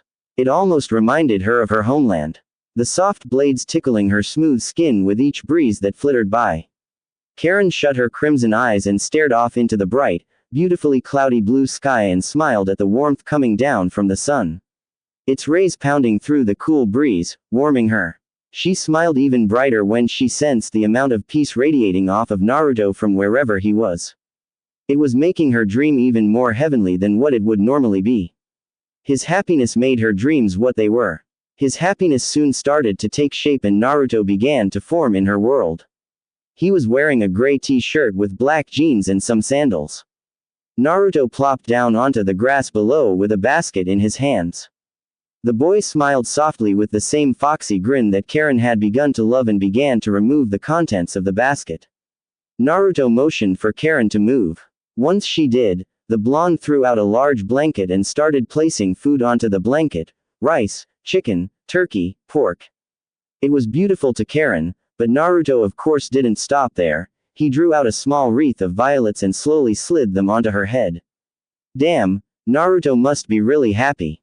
Karin thought to herself. Never had something like this happened before. Sure, Naruto's chakra was peaceful and loving, but never had it been like this. Karin's heart beat faster as the dream continued and Naruto began to do things that Karin had always wished her dream man would do. Naruto reached out and gently caressed her cheek, feeling the burning hot blush forming on her face. Karin shook nervously with her mouth agape and shakingly pushed her glasses back up. Her breath hitched when Naruto tilted his head, allowing his hair to feel the full force of the incoming breeze. A sudden burst of peace shot from an outside source, most likely Naruto, and the scene began to grow warmer and it made Karin's heart beat heavily. Naruto suddenly grabbed Ino and crashed his lips upon hers. His hands were holding her arms, keeping her close to him to make sure that the redhead doesn't break away too early. The kiss was a simple one, even though both have had many kisses before. This one to Karin felt special. Maybe it was the overflow of happiness from her idiot roommate. Or maybe this dream was just a parallel to what she truly wants from the blonde. But the sky suddenly darkened. The grass began to wilt and the trees around them burst into flames. Thunder boomed in the cloudy sky, but no rain fell. From the flaming forest came a spiky-haired boy with red eyes. Karin's own crimson eyes sprang open with fear, but Naruto shot to his feet and got ready to defend the girl. Naruto, Sasuke said, "What are you doing with my cum dumpster? She's no longer yours to toy with, bastard." Naruto growled viciously. Defending a whore? Sasuke burst into laughter as he unsheathed his sword. That's new. What happened to the oh-so-wonderful Sakura-chan? Nothing happened. Why do you think I'm with Karin? Naruto simply replied. The blonde drew out a kunai and hunched over in a battle stance. Kami Naruto, Sasuke laughed just a bit more and stretched his sword-wielding arm. She's a useless whore. I'm surprised that she hasn't left you yet to sleep with the rest of the shinobi corps. Screw you, Sasuke. Karin screamed. I'm not like that. Oh really? Sasuke smiled devilishly. Would you mind if I went ahead and told the dobi of our team's knights? Don't you dare. Karin screamed as tears formed in her eyes. What the hell are you going to do, Karin? Sasuke asked with a smirk. Suck me to death. Leave me alone, Sasuke. Karin fell down and gripped her head. But her fingers felt the soft flower petals wrapped around her head. I am no longer yours to mess with. Yeah, Sasuke. Naruto shouted. Leave her alone. She is not a part of our battle. Leave her out of this. Oh but Dobi, she is a part of this fight. Sasuke smiled and activated his Mangekyo Sharingan. Anything you will come to love or already love is automatically included in this. The first thing I'm doing after I kill you, I think I'm going to rebuild my clan, starting with the red-headed masturbation sheath that you just so happen to be defending. I will kill you if you touch her. Naruto roared. The Kyuubi's chakra began to pulse out of his body, sending frozen shivers down Karin's back. She saw it. It flashed in front of her. It was glaring at her, studying her. Those horrific red eyes. The spiritual soldier of Sasuke's Susanoo grew and formed around the Uchiha and swung for the blonde Jinchuriki. Naruto saw this and sped forward with red chakra exploding off of his body. Naruto jumped forward and slammed a Rasengan into the Susanoo, but the spiritual soldier didn't budge and withstood the attack, and slapped Naruto away and into the dirt. Sasuke burst into laughter and lunged forward and stabbed his Susanoo blade into Naruto's chest. The boy's scream reverberated in Karin's ears. "Karin, run!" The blonde managed to croak out. The redhead began to run. Her sandals crunched the blackened grass and scorched ground. Tears were running down her cheeks. She looked behind to see Sasuke walking with the same facial expression he had when he fought Danzo. But from her distraction of looking back, she didn't notice the other two newcomers walking in front of her. Once she turned back around to face forward, she ran into a large man with orange hair and a skinnier and shorter man with straight white hair and shark-like teeth. Karin recognized them immediately and began to back away. Seeing that Sasuke was still a long ways away, she chose to make a run for it towards the east or wherever running to the right led to, just as long as it got her away from them. But before she could actually start running, Jugo shot forward with his arms, sand wrapped them around the horrified redhead. Karin kicked and swung her arms around, causing her glasses to fly right off her face. Everything lost color and everything bled into one, causing her vision to turn blurry, almost as if she were blind. Jugo slammed her into the ground while Suigetsu began to work on getting rid of her pants and shirt. She was about to fight back, but Jugo punched her in her gut, forcing a large blob of blood from her mouth and back onto her face. Karin flipped over and tried to crawl away, but Suigetsu grabbed her legs and forced them apart to reveal the clean-shaven and overly used vagina of Karin's. Sasuke laughed viciously and pushed Suigetsu away. "I like that you kept your shaved." Sasuke sneered. "I wonder what Naruto thought of how widespread you are." "Damn you, Sasuke," Karin shouted. "What he thought of my body is not of your concern." "Ah, was he not impressed?" Suigetsu burst into laughter. "That's not what he thought," Karin cried. "He doesn't think of me as a whore. He's not like you." "Well, of course he isn't like me." Sasuke unzipped his pants. "I'm not dead." But just before he could enter, everything turned black. Karin felt around and realized that she was no longer in the grassy plain that she once was, but instead she was on a cold and hard floor. She reached over looking for her glasses, but she couldn't find them. She was terrified and she was missing her jacket. She could feel the wind slipping against the bare bite marks drawn up and down her arms and across her chest. But the thing that really terrified her was that she couldn't sense anything. She was literally blind to the world outside. She began to crawl around with tears falling down her face. Within moments she just stopped and began to hyperventilate, hoping that somehow Naruto would find her in time. "Ooh, I had fun." Ino smiled softly as she slowly leaned her head onto Naruto's shoulder. "I had a lot of fun, Naruto-kun." "Hey, I did too, Ino-chan." Naruto leaned back and smiled softly at the twinkling stars in the sky. "Ready to go home?" "Definitely." Ino smiled and was pulled up to her feet by Naruto. "We should do this again. I look forward to." Naruto's eyes suddenly changed into his sage mode. People's chakra signatures and emotions flooded his mind and system. But there was one that made his heart crumble. Karin was terrified of something and her chakra seemed to be in distress. The boy took off without another word and jumped off of the Hokage monument and down towards the rooftop of the Hokage tower. He jumped as far as he could and landed just a few blocks away from his home and continued on his path until he landed on the balcony of his floor. He could sense it, Karin's fear. Karin's pain was palpable and filled the hallway with despair. Naruto dashed down the hallway, nearly knocking over a few bellboys and servants, but he came to a quick stop once he reached his room, which was the single door at the end of the hall. He kicked the door open only to find that all of the lights were flicked off and the furniture, from what he could see, was overturned almost as if someone had broken in. He stepped in, but a small crunch was heard. He looked down and found Karin's glasses beneath his foot, shattered beyond belief and with one of the arms of the glasses broken off, revealing a 2-inch long serrated blade. Naruto's ears suddenly perked up when he heard sniffling through the darkness of the room. There were footsteps that sounded from behind and apparently Ino had followed Naruto. She quickly reached in and flicked the lights on to reveal a jacketless Karin curled up in a fetal position with tears pouring from her eyes. Her eyes, though, were filled with so much fear and pain that Naruto had trouble looking at Karin. Naruto turned and nodded at Ino, with the blonde girl quickly getting the message and charging ahead and grabbing Karin's coat off the floor and wrapping it around the redhead. Once Karin was clothed once more, Naruto bent down and hoisted her up in a bridal style and held her close to him. Karin slid her hand onto Naruto's chest and felt for his heart. The girl was mumbling incoherently and seemed to be in a daze, but Naruto's amazing chakra began to fix all of Karin's problems. Karin's breath began to slow down and soon enough it was a manageable pace, but she kept her hand pressed against Naruto's chest. Soon enough she was holding his shirt with a death grip, not wanting him to let her go. "Ino, can you heal her up a bit?" Naruto asked as he walked over to his bedroom. "She needs it." Naruto bent over and led Karin out onto the bed and carefully spread her legs out and straightened them out on top of the blankets. But just as Naruto was about to leave, Karin reached out and grabbed his hand and pulled Naruto towards her and gripped him tighter than before. Naruto looked down to see the unbelievable pain in her eyes. "Please, don't leave me," Karin shouted as she buried her head into his arm. "Just, for tonight, stay with me once more." Naruto sighed softly then looked to see Ino with a gaping smile spread across her face. Naruto nodded and was replied with a pat on the shoulder by Ino.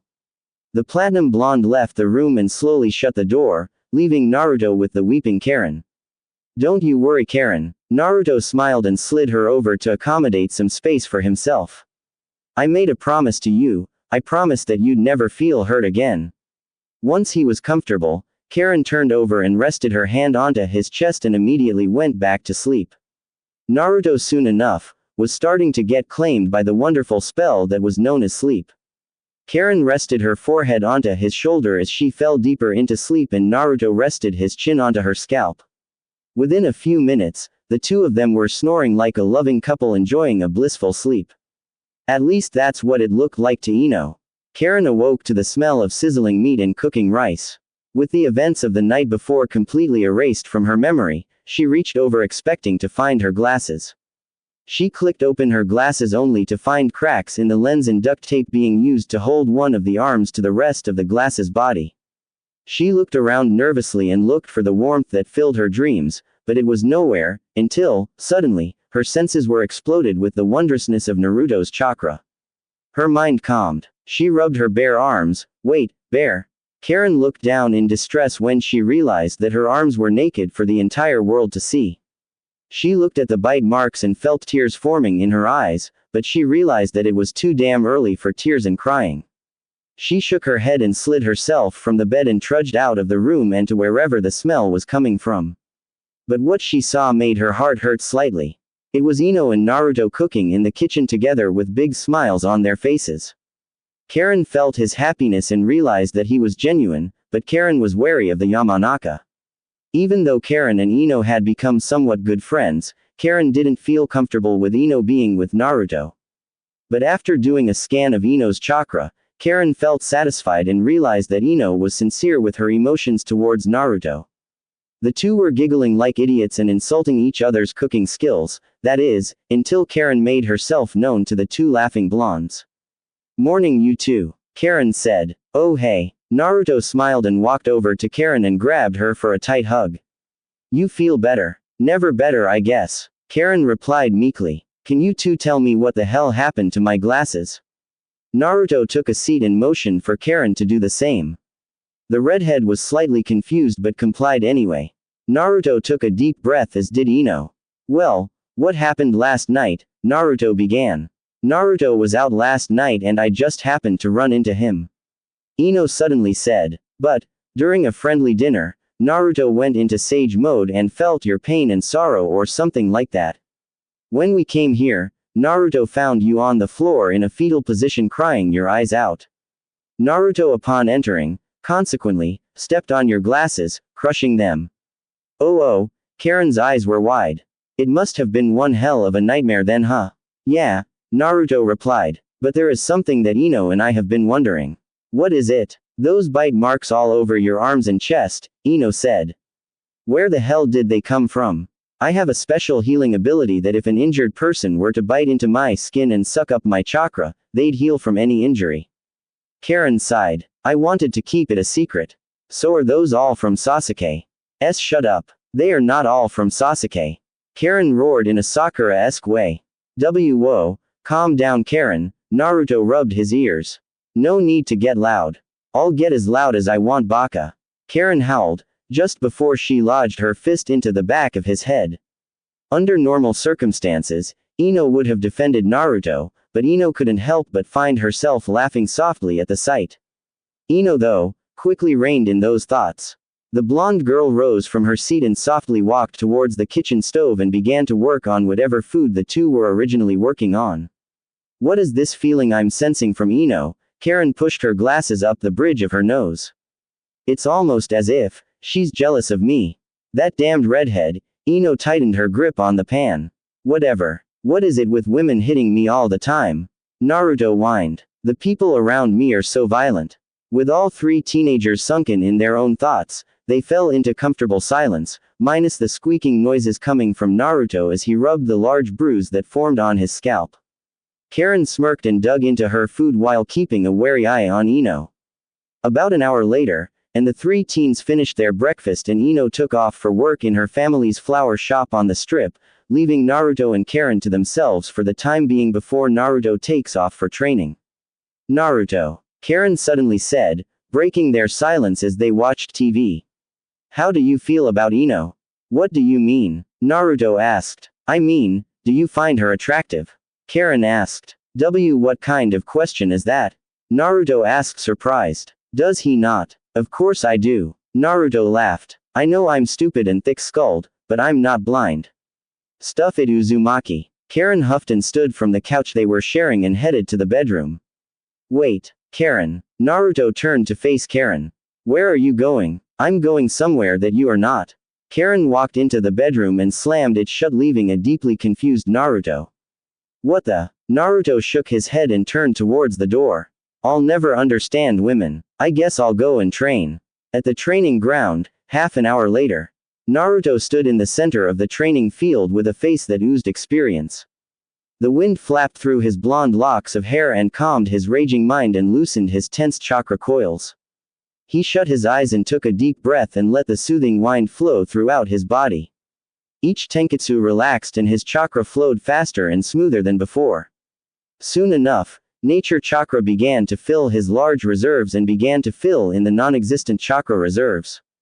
Within moments, his eyes changed and he was now in the forever revered, sage mode. He hunched over and a group of shadow clones popped into existence, each one imbued with senjutsu chakra. Without a single word being said, the three clones charged at him with Rasengan blaring in their palms. Naruto, with his eyes still shut, he weaved in between each speeding clone as each one got within perfect range of splitting him in two. Naruto, eyes still closed, he jumped over one of his more dangerous clones and landed a kick on the Bunshin's head, popping it and leaving him with two more to go. Naruto stopped and opened his eyes to face the last two clones. He untied his Hitai-8 and wrapped it around his vibrant blue eyes and tightened the strap as tight as he could.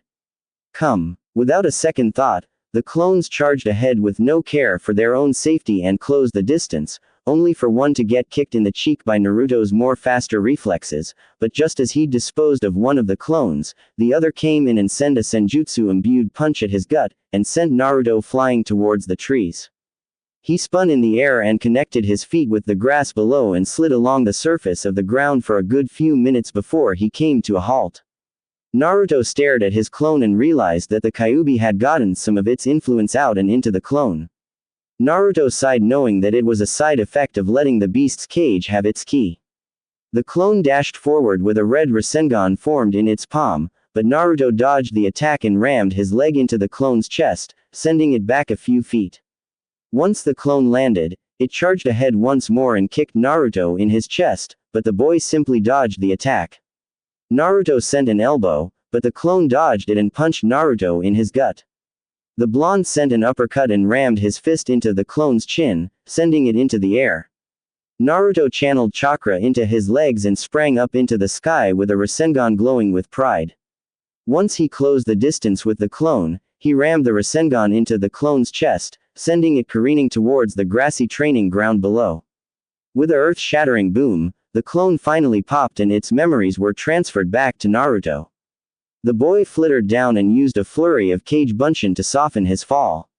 He looked around and found that he had successfully allowed the ability of having 4 shadow clones gather senjutsu chakra. Naruto himself was still in sage mode, which was a welcome surprise. As his clones dispelled, Naruto walked off towards the waterfall that his clones were meditating underneath and found that all 4 clones were hunched over with orange eye shadow formed. He smirked at his success. All he had to do now was work on a way to get Senjutsu chakra while he was moving or while he was in combat without the use of clones, but that was filed away for later. For his fight with the Uchiha, Naruto knew that he'd have to get all of his cards straightened out and all of his weaknesses flattened out. Sasuke no doubt had many different cards in play and many more hidden away. The blonde Jinchuriki didn't know whether or not he should continue with his senjutsu training or move on to actually trying to control the Kyuubi. Naruto sighed and shook his head and headed off towards the main strip of Konoha and found that people were already beginning their normal shopping sprees and schedules. Naruto put his hands in his pockets and smiled when his telepathic command to 2 more clones went through. He had ordered 2 more clones join the others and begin to meditate and gather senjutsu chakra. Never hurts to be prepared, you know. Naruto continued on his destination-less path and walked aimlessly through the street whilst paying no attention to the people looking at him and the girls checking him out. Naruto, though, not really into Sakura since his situation has been changing slightly, the blonde realized that he hadn't seen the pink kid in a while. Karin had held him up for most of those few weeks and now Naruto felt a strange feeling in his chest whenever he was with Ino. Naruto smiled softly. She was kind enough to even fix up his living room while he slept with Karin. There had to be a way to pay her back, he thought. There had to be one, right? Shaking the thoughts from his head, Naruto trudged down the street towards Ichiraku Ramen, but sadly, found that the line was too long. Surprising, really. Naruto spun on the heel of his foot and headed off towards another restaurant that he frequented whenever he was with Team 10, Yakiniku Q. Good thing it was just a few blocks down. The blonde hero shrugged and headed down the road without a single care to the smiles directed his way.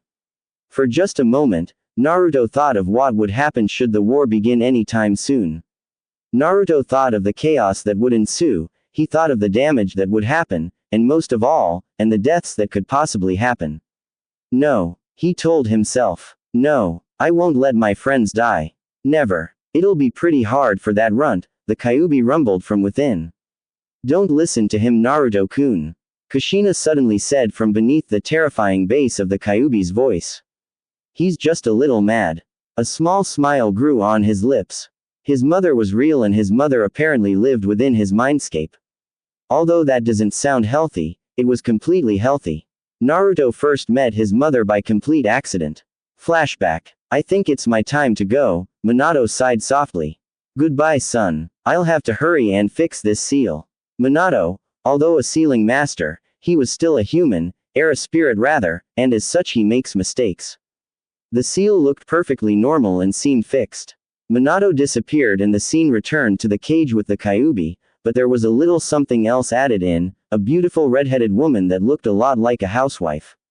The Kyuubi apparently wasn't very fond of her and constantly growled at the woman and bared his teeth at her, but the woman seemed to not have given 2 shits.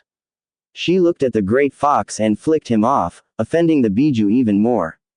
The Kyuubi shot his claws through the bars, which scared Naruto, but the red-headed woman simply yawned in response. She patted the claws softly and walked off towards the owner of the mindscape. Naruto's jaw dropped when he saw the woman. She had violet blue eyes and deep red hair that flowed down to her back. Her face looked vaguely familiar and her smile was foxy, much like his and his father's.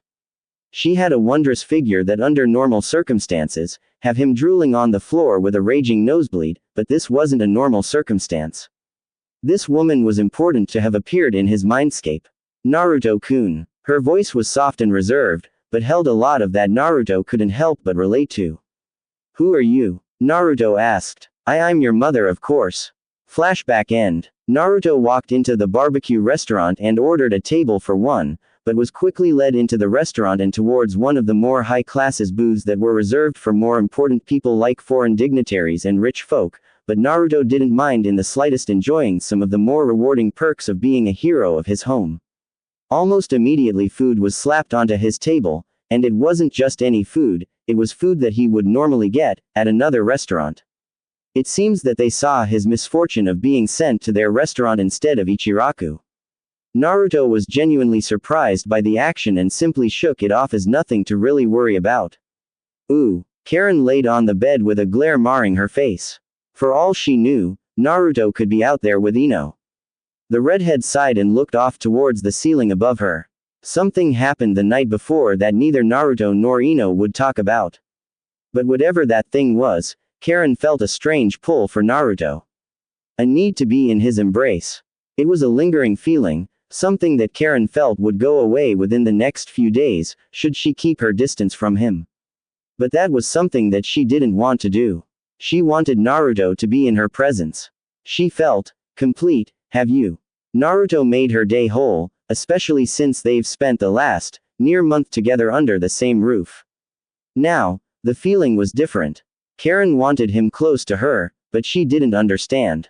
Shaking her head, Karin headed out of the bedroom and into the kitchen looking for some food to gorge upon since she was no longer a shinobi. But thinking back to the offer that Naruto had given her, she felt an inclination to go back and become a kunoichi once more, at least for Naruto's sake. The damned idiot might even need her in the future to sense the enemies that he's too dumb to sense. Karin sighed. Ino was a beautiful girl and maybe a little too beautiful. The two blondes did seem quite comfortable with one another. Karin smirked to herself and finally came to an answer. She was going to be a shinobi of Konoha, just so she can keep Naruto to herself, or so she hoped. Karin fixed her hair and charged from her room and dashed ahead towards Ichiraku, expecting it to be the one place that Naruto would be at after training. With a quick jump over the railing, Karin found herself on a rooftop of one of the newly erected buildings. She looked around to get a good feeling of the village and where she was, relative to the location of Ichiraku. Suddenly, a great wonderful feeling filled her heart and gut as she felt the full brunt of Naruto's chakra. A small smirk played on her lips as she hopped off of the rooftop and towards the direction that she sensed Naruto. She quickly realized that she didn't have her jacket on, revealing the bite marks and scars of her past for everyone to see. Her face darkened as her fear built up, nearly causing her to collapse in fear. She hated the scars, she hated it all, and now the people of a village that she was trying to become a part of could now see them. Karin shot her hands up to cover her arms and neck, but it didn't help. Without another thought, the girl took off down the street towards wherever Naruto was in hopes of him keeping her safe. She weaved in between villagers as they began to spit out their own assumptions and 2 cents into her situation and the bite marks all over her arms and chest. She jumped away and hurtled into an alleyway and continued on her mad dash through the village. She stopped suddenly and leaned her back against a wall of a building nearby and panted slightly before looking back and around for a safe way towards Naruto. She made a quick and swift movement through the alleyway and dashed through and into the street, only to find herself in the middle of a large crowd of families and people shopping for whatever they were needing. Suddenly, all heads turned and they stared at Karin with wide disapproving eyes. Some mothers covered their children's eyes. Karin felt her face freeze and the hairs of her bare skin rise. Karin. The girl in question spun around and locked eyes with Naruto and Ino. The blonde had her arm wrapped with Naruto's left and had a distraught look on her face. Despite not really liking the competition, Karin felt a bit relieved that the two had shown up to help her. Naruto. Come on, we need to get you something to cover you up. Ino grabbed Karin's left arm and started dragging her and Naruto towards the nearest clothing store in the immediate vicinity. Naruto's face was purple when he realized that Ino was actually going to force new clothing onto him. Karin noticed this and couldn't help but giggle. Within a few days of knowing the blonde, she felt that his attachment to the color orange was a bit much, to say the least. So, Karin was glad that Ino had the most guts out of their entire age group to force Naruto into getting a change in color. Hopefully, since with Naruto almost nothing can go to plan. Oh, the memories of how many times Karin had to yell at Naruto for his stubbornness towards changing his color scheme.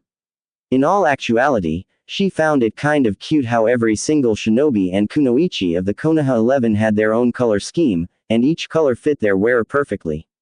Karin suddenly felt that if Naruto was to change his colors, it might not be the same, so she dug her heels into the ground, stopping Ino and Naruto in their tracks while kicking up a massive cloud of dirt and dust behind them. No. Let's not change our clothing. Karin shouted indignantly. I like the way Naruto-kun looks. Silence. Karin let out a meek gasp before turning away from the two blondes. Naruto was wide-eyed while Ino had a small smirk growing on her face. But it didn't last long before Ino grabbed Naruto and Karin once more and started dragging them down the street, despite their complaints. The blonde girl stopped abruptly and released her hold on the two and turned to face them. Okay, here's the deal. Ino smiled. Karin, you need something to cover those markings up. Naruto, you need less orange, another color at least, while I need extra outfits. There's a war coming, people. I know you know Naruto, so don't act so surprised. Now, come on, let's shop. Once the three entered, the entire staff of the clothing store froze and stared at the orange-clad shinobi. Almost immediately the manager of the store waltzed up to the hero of Konoha and bowed deeply to express his happiness. Naruto looked over to Ino and sent a glare. Ino though shrugged and looked genuinely confused. Karin, knowing better, went ahead to check her chakra to find anything that might say that Ino was planning this, but found that Ino was indeed confused as well. After the manager and some of the staff finished thanking and basically worshipping the blonde shinobi, they finally looked at Ino and Karin. They smiled and asked Ino some questions, but once they looked at Karin, their eyes shot from their heads and sprang back in. One of the eccentric of the staff grabbed Karin and led her towards Kami knows where and started throwing clothes at the redhead, leaving Ino and Naruto at the entrance. I guess they trust me to find you suitable clothing for the war and also casual wear. Ino smiled. You wear this eyesore of a jumpsuit too damn much, Uzumaki. Come on, Uzumaki. Karin overheard. Why does that sound familiar all of a sudden? In all honesty, Karin had actually never heard Naruto's last name. Never had she even thought to ask.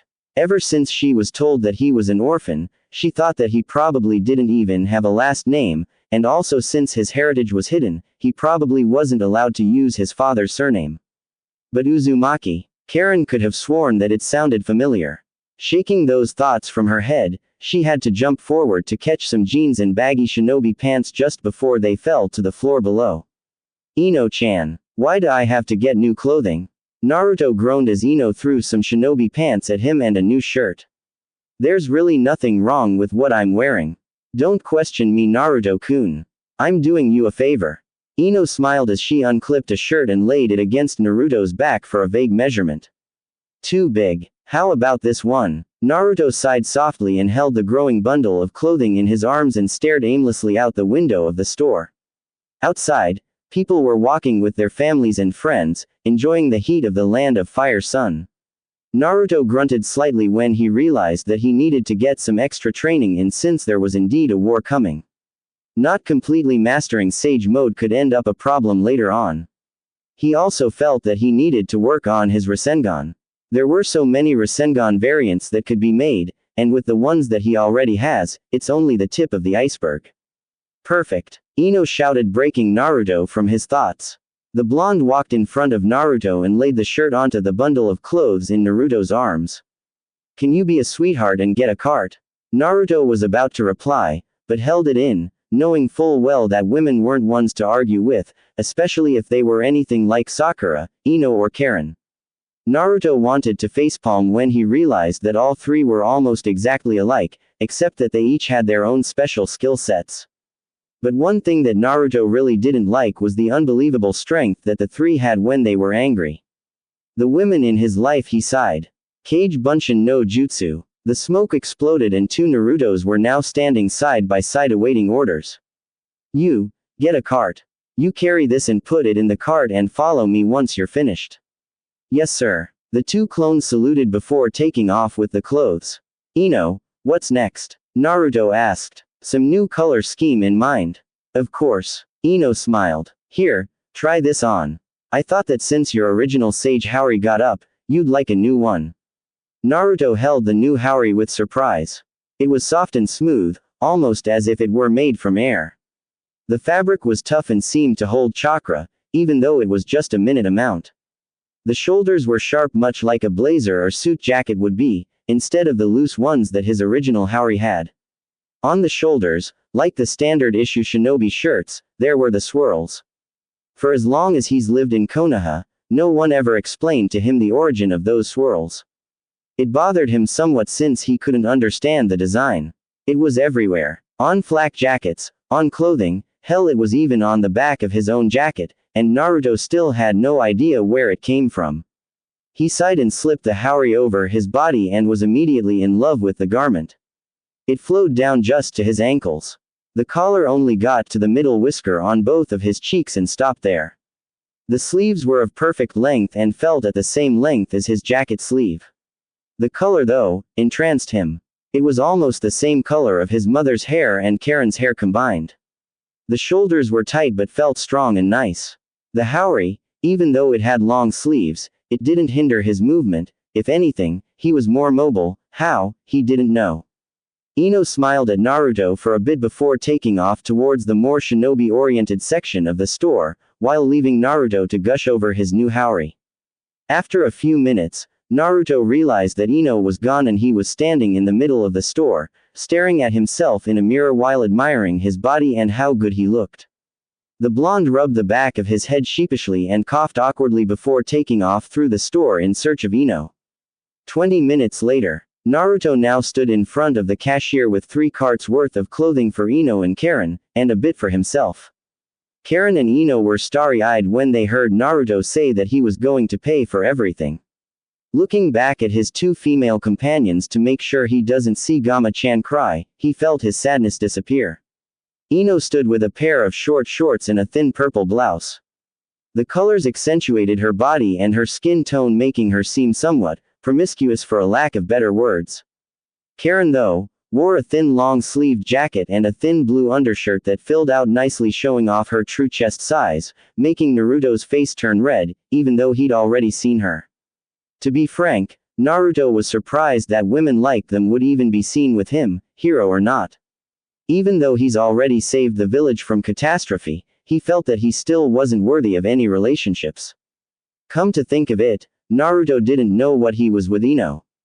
The girls seemed to like him, of course, but Karin also seemed to like him. Then he also had to deal with Hinata and Sakura.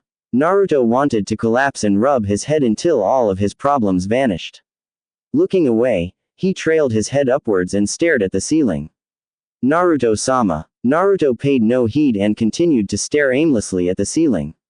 Completely mesmerized by the patterns in the ceiling tiles, Naruto didn't even acknowledge the cashier. He simply kept his eyes glued to the ceiling. Naruto-kun, Ino tapped him in his shoulder. Still no response. Now, Naruto was in a deep trance about things related to ramen and for some unforeseen reason, chicken. Baka Naruto. Karin roared, scaring Naruto back into reality. Naruto-sama, your receipt. The cashier looked at the hero with a bewildered expression. Thank you for shopping. Ah, yes, thank you. Naruto turned around and had some shadow clones carry the bags out of the store. The 3 were now walking down the street towards Ino's house since it was on the way. He had a small squad of 10 clones carrying their bags right behind them, while he conversed with the 2 girls at his sides. His clones grumbled each step since each clone had at least 4 bags in each hand. Through the journey, Karin took notice of the world around her, and for a second, she thought she felt a small tingle of love come from Naruto's heart.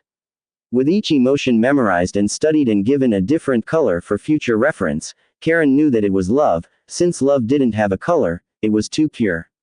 Karin felt his emotions calm her down once more. Ever since yesterday, before everything went black, she realized that Naruto's peacefulness in his chakra has become much more potent because of the presence of Ino. Karin fixed her broken glasses and sighed at how distorted and disgusting everything looked through her eyes. Karin frowned slightly and looked around only to see cracked images. If she took off her glasses, she knew that she wouldn't see a thing, and it would be just as bad as looking through her ruined glasses, but at least she could see right. The group stopped and Ino gave Naruto a kiss on the cheek and walked over to Karin and gave her a small hug while motioning for 5 of the clones to follow the blonde into her house. Karin and Naruto smiled softly and burst into a small bout of laughter. With the remaining 5 clones following behind, they quickly headed towards their condo. Without much to say, the 2 start taking out their clothes and putting them away and folding them. Karin even broke into song trying to kill time. With fewer clothes than Ino had, The two finished their arranging and folding rather quickly. As of now, Karin sat with a bowl of ramen in her hands and the television remote right next to her.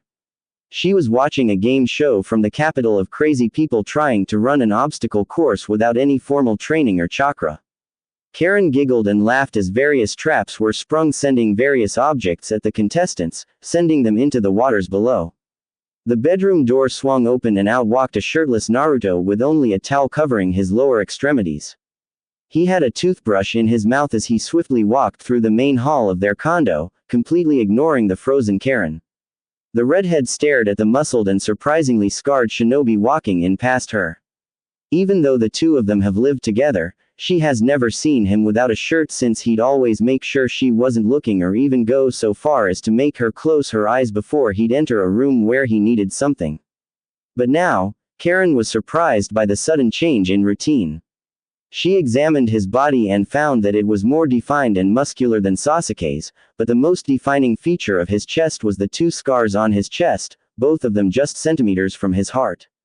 Naruto stopped and looked at Karin for a few seconds without any words being said. His face heat up as did Karin's as they both realized that they were staring at each other. Karin was wearing some yoga pants that fit her form perfectly and a thin V-neck t-shirt that showed a bit too much cleavage, whereas, Naruto had left a bit too much crack in the part of the towel that covered his manhood. Karin spit out her noodles and coughed slightly and shot her head to face the TV. Naruto hurried away and into the confines of his bedroom, which was actually Karin's. 2 hours and a half later. Karin sighed after realizing that Naruto was off training like he normally did at this time of day. She sat her bowl down onto the table in front of her and crossed her arms underneath her chest and grumbled silently. She pushed her ruined glasses up her face and looked around for something to keep her mind off of her lack of company. She looked at her watch and the clock on the wall. Hinata was off with her Hyuga problems and her team Sashi was out of the question. Tamari was always with Shikamaru, so no. Sakura was working at the hospital as always. Ino was working at her flower shop and Tenten was always with Neji. Karin grumbled and sunk her head into the couch and let out an exhausted sigh. But suddenly, the door sprung wide open and in walked Naruto with a bright smile on his face. Karin was about to say something, but Naruto placed a finger on her lips and lifted her from the couch and put her on his back. "I'm not Naruto, but rather, I'm a clone." The Bunshin replied. "Naruto is in the park with a surprise for you." "Come on. Surprise? For me?" Karin's eyes were wide with surprise. Hell, the getting a surprise was enough surprise in itself for the redhead. "What the hell are you planning, Naruto-kun?" The clone charged from the room and jumped high into the sky, causing Karin's glasses to fly off of her face. In a moment of fear, she tightened her grip on the boy and held him as tightly as possible, in complete fear of a world that she couldn't see. Her arms tightened around the clone, making him laugh. He landed on the rooftop of a building and dashed off through over the passing civilians, making many of the older generation see small glimpses of Minato carrying Kushina through the skyline of Konoha. The flowing mane of beautiful red hair, being led by a head of golden locks, many people finally realized who Naruto's parents were. It wasn't that hard to tell, and in the world of shinobi, there's no such thing as coincidence. Karin kept her face buried deep into Naruto's back with her eyes shut tightly. But with a heavy thud, Karin realized that they had landed. The clone placed Karin down onto the ground. But instead of grass, she felt the softness of cloth. She opened her eyes, but quickly shut them, realizing that it wouldn't help her in any way whatsoever. Suddenly, there was a strange, but smooth feeling wrapped around her head. There was a soft click and there was now a weight on her face where her glasses would normally be. "Open your eyes, Karin." It was a soft, enchanting whisper that caused Karin's face to burn up. It was deep and soothing. It echoed through her bones and made her heart beat quicker. The bass reverberating through her body, causing her mind to get hazy. She was too afraid to open her eyes, but once she did, she felt her heart nearly stop. Above them was a cherry blossom tree. Its pink petals flittering below as the soft winds of Hai no Kuni began to flow through. Off to the horizon, it was the same coloration as their first conversation at Mount Myoboku. The sky was painted in an amber glow with a bit of maroon dashed in.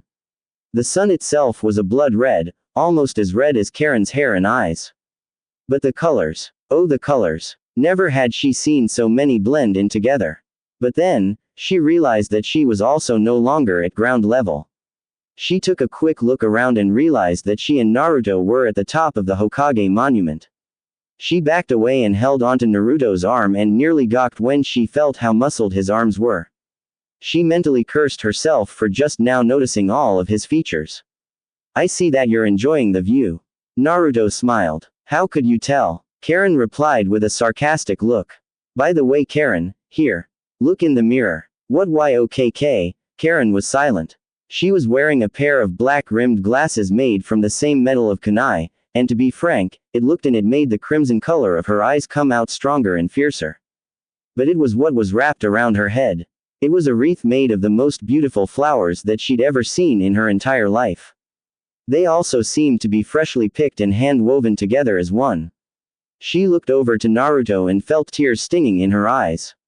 What? Naruto closed his eyes as a blush formed on his cheeks.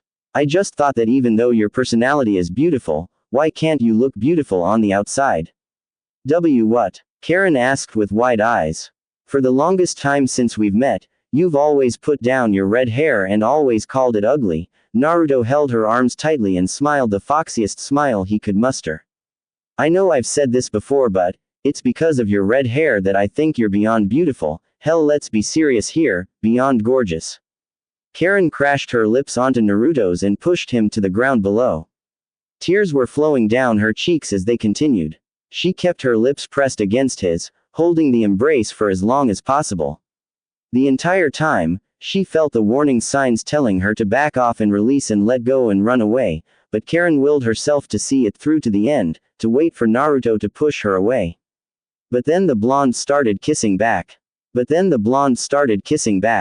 Suddenly the entire world sucked into a small hole in the middle of space, revealing it to only be nothing more than a daydream.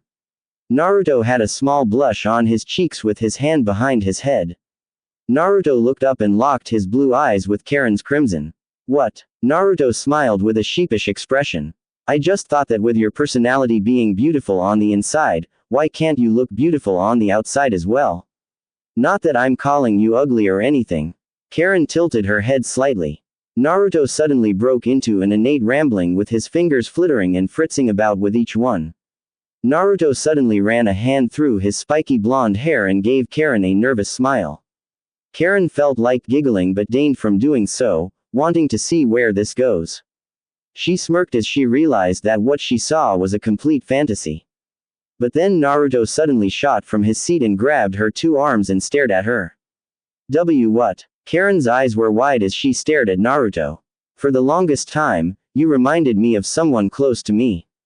So much so, that you even went as far as insulting your wonderful red hair. Naruto suddenly sifted a hand through her unkempt side of red hair. To be frank, it pissed me off. Huh? Karin's eyebrow rose as she was about to hit him, but Naruto shushed her quite violently. The look on Naruto's face was so convincing, filled with so much love and caring. Even his chakra was sharing the sentiment. A small smirk grew on Naruto's face as he shut his eyes and looked down to the ground just for a bit before looking back up to Karin with fire burning in his eyes. I know I've told you this before, but I think it's because of your red hair that you're more than beautiful. Hell, let's be serious, more than gore. Karin tackled the blonde with a great smile spread across her face. Her lips pressed hard against Naruto's, taking the air from his lungs and causing his cheeks to explode in heat like a raging volcano. The poor blonde was completely surprised. His eyes were as wide as the expanse of the stars above crimson sky above him. His heart was exploding and beating faster than Guy and Lee when they train. He didn't know what to do, but he could feel her lips on his own, and to tell the truth, despite knowing how gay it was to compare his kiss with Karin and the one he had with Sasuke, he had to say he liked feminine lips a hell of a lot better. So without much thought into it, Naruto pushed back and started pressing his lips against her while she leaned her head in an angle to get a better experience. Naruto's tongue suddenly brushed against Karin's own lips. Karin knew exactly what to do and allowed Naruto's tongue entrance, and within moments, their tongues were battling for dominance as Naruto slowly leaned Karin into the ground. But as the battle commenced, The sun continued to set and the land became cooler and the breezes of the mountains to the east came in, but neither seemed to care or notice. Uzumaki. Karin smiled softly as they continued kissing. Uzumaki. Karin, what are you going to name your daughter? The man asked from behind his face mask. All around him were other nurses and doctors it seemed. There were machines nearby with a soft, dull beep. The walls were obviously white, but there was a gray tint to the entire image. The doctor and the nurses were built up around one single bed in the center of the room. The woman in question was holding a bundle with a cute girl with a tuft of red hair adorning her head. The woman was beautiful with wondrous curves and a head of brunette hair. She had a small smile on her face, but she looked sickly and weak. She was drenched in sweat and sat in a bed without a man next to her or in the waiting room for her. Karin. The woman smiled as she cooed at the young child. Is there a surname? The surname of the father? The man asked. Uzumaki. The woman quickly replied almost with pride beaming in her voice, but there was a small crack. Her father's last name is Uzumaki. Uzumaki Karin it is. Suddenly, the girl's eyes shot open and she pushed Naruto away from her as some seemingly forgotten memories shot through her hazy mind, completely ridding her of her previous feelings. Karin backed away as quickly as she could with near hyperventilation. She gripped her head as tightly as possible. Karin suddenly felt as if her world was crashing. She couldn't even make eye contact with Naruto. Karin, what's wrong? Naruto moved closer with a worried expression on his face. Did I do something wrong? No, Karin sighed out.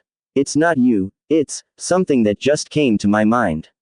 What do you mean? It's almost as if someone hid this memory from me, Karin sighed. I am an Uzumaki. Naruto's eyes went wide and his jaw unhinged itself just as his chin smacked the ground. Naruto struggled to process the information but simply collapsed next to Karin and stared at the last bits of sunlight coming from the west, just before the red sun disappeared below the horizon. The two were silent as the awkwardness became palpable, almost gaining an actual physical form. Naruto felt his body shaking in the sudden realization that he had just made out with one of his family members despite not knowing how close they were or how distant. Karin was faring no different. Her heart was raging and her cheeks were roaring with heat. The redhead's skin was almost as red as her own head of hair. Her crimson eyes darted here and there, trying not to make eye contact with Naruto. I don't think it's that bad, Karin suddenly said, trying to salvage whatever was left. We might not even be that closely related. But we're still family. We share the same name and the same blood flows through our veins. We can't. Naruto sighed and started to back away from Karin. But the redhead grabbed his right arm as quickly as possible and pulled him towards her. Naruto looked at her with wide eyes, half expecting her to be disgusted, or just any disappointed look instead of the one that she currently had. It was almost as if she was hurt that he would say something like that, but come to think of it, Naruto finally realized that it sounded like he was trying to push her away. Wait. Karin held his arm tightly. Naruto-kun, I really like you though, and so what if we have the same last name? It happens all the time, right? Quote. Karin, but, hypothetically speaking, we do get together, then what? What do I do about Inoha, or Sakura, hell, Hinata too? Naruto asked. Not to mention that I still have to kill that bastard Sasuke and a damn war that I have to fight. Karin still held Naruto's arm and continued to stare at him, not once breaking her crimson gaze. Naruto suddenly realized that Karin was using chakra to hold him in place. Karin, though, had no idea. She continued to stare at the blonde idiot but then started seeing strange images as the chakra she was using started to build up in her head. Karin? Naruto asked with a worried expression. He looked definitely older with a broader face and stronger jawline. His hair though looked a lot like his father's. But one thing stayed the same and it was his beautiful cerulean eyes. Karin felt her heart skip a beat when Naruto smiled at her, especially with that cute confused look the Uzumaki had. What did you want to tell me? Naruto tilted his head slightly causing his bangs to flow down and around his face and neck. Karin didn't know how to respond to the blonde-haired boy. She turned and faced the newly built village whilst biting upon her fingernails. Karin stopped just at the edge with Naruto on his feet now ready to catch her should she fall off. I'm pregnant, Karin replied meekly. The world began to shrink and bend. Karin's crimson eyes widened, and she quickly released her grip on Naruto's arm, just before taking off through the darkness to get away from Naruto as fast as she could. Karin, wait. Naruto dashed after her and quickly caught up with the redhead. She was standing underneath a light post with a blank look on her face. Her wreath made of flowers still on her head and her metal-framed glasses were fit snugly on the bridge of her nose and around the ears. Her breathing was heavy and slow. She shut her eyes just as she sensed Naruto's chakra coming closer with each passing second. She turned and looked to see Naruto looking at her with a caring expression. Her heart was exploding at this point, but there was something bugging her. Where were these visions, if you can call them that, coming from? But Naruto suddenly grabbed her arms once more and began to lean in with a big smile on his face. Karin didn't know what to do but lean in as well.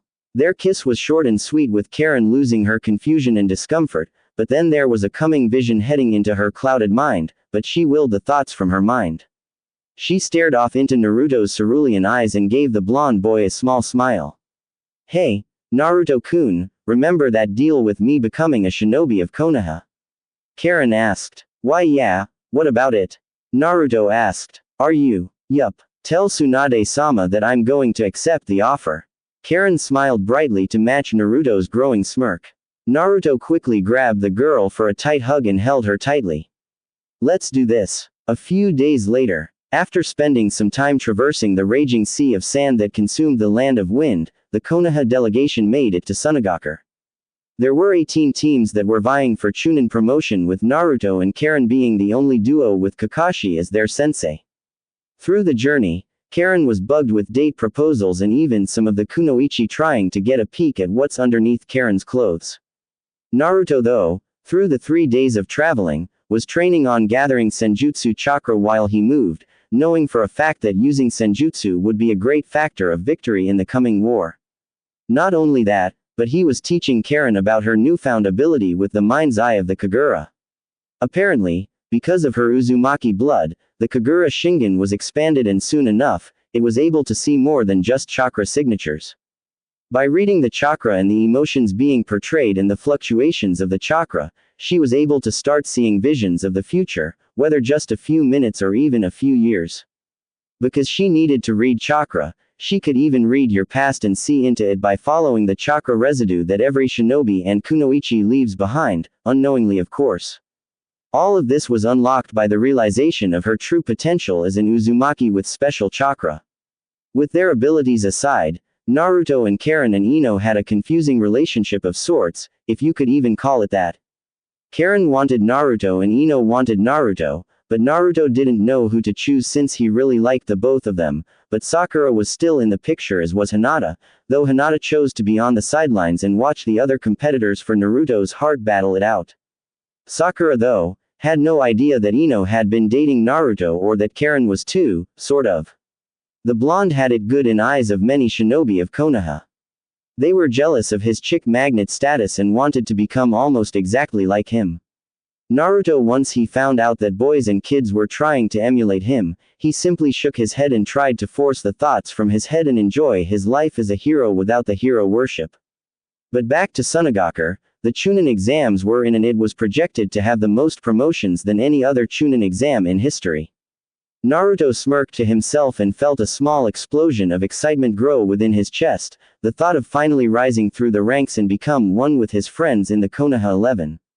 Not only that, but they could become the Konoha 12 once again with Karin, should she be accepted by the rest of their age group and comrades in the Shinobi Corps.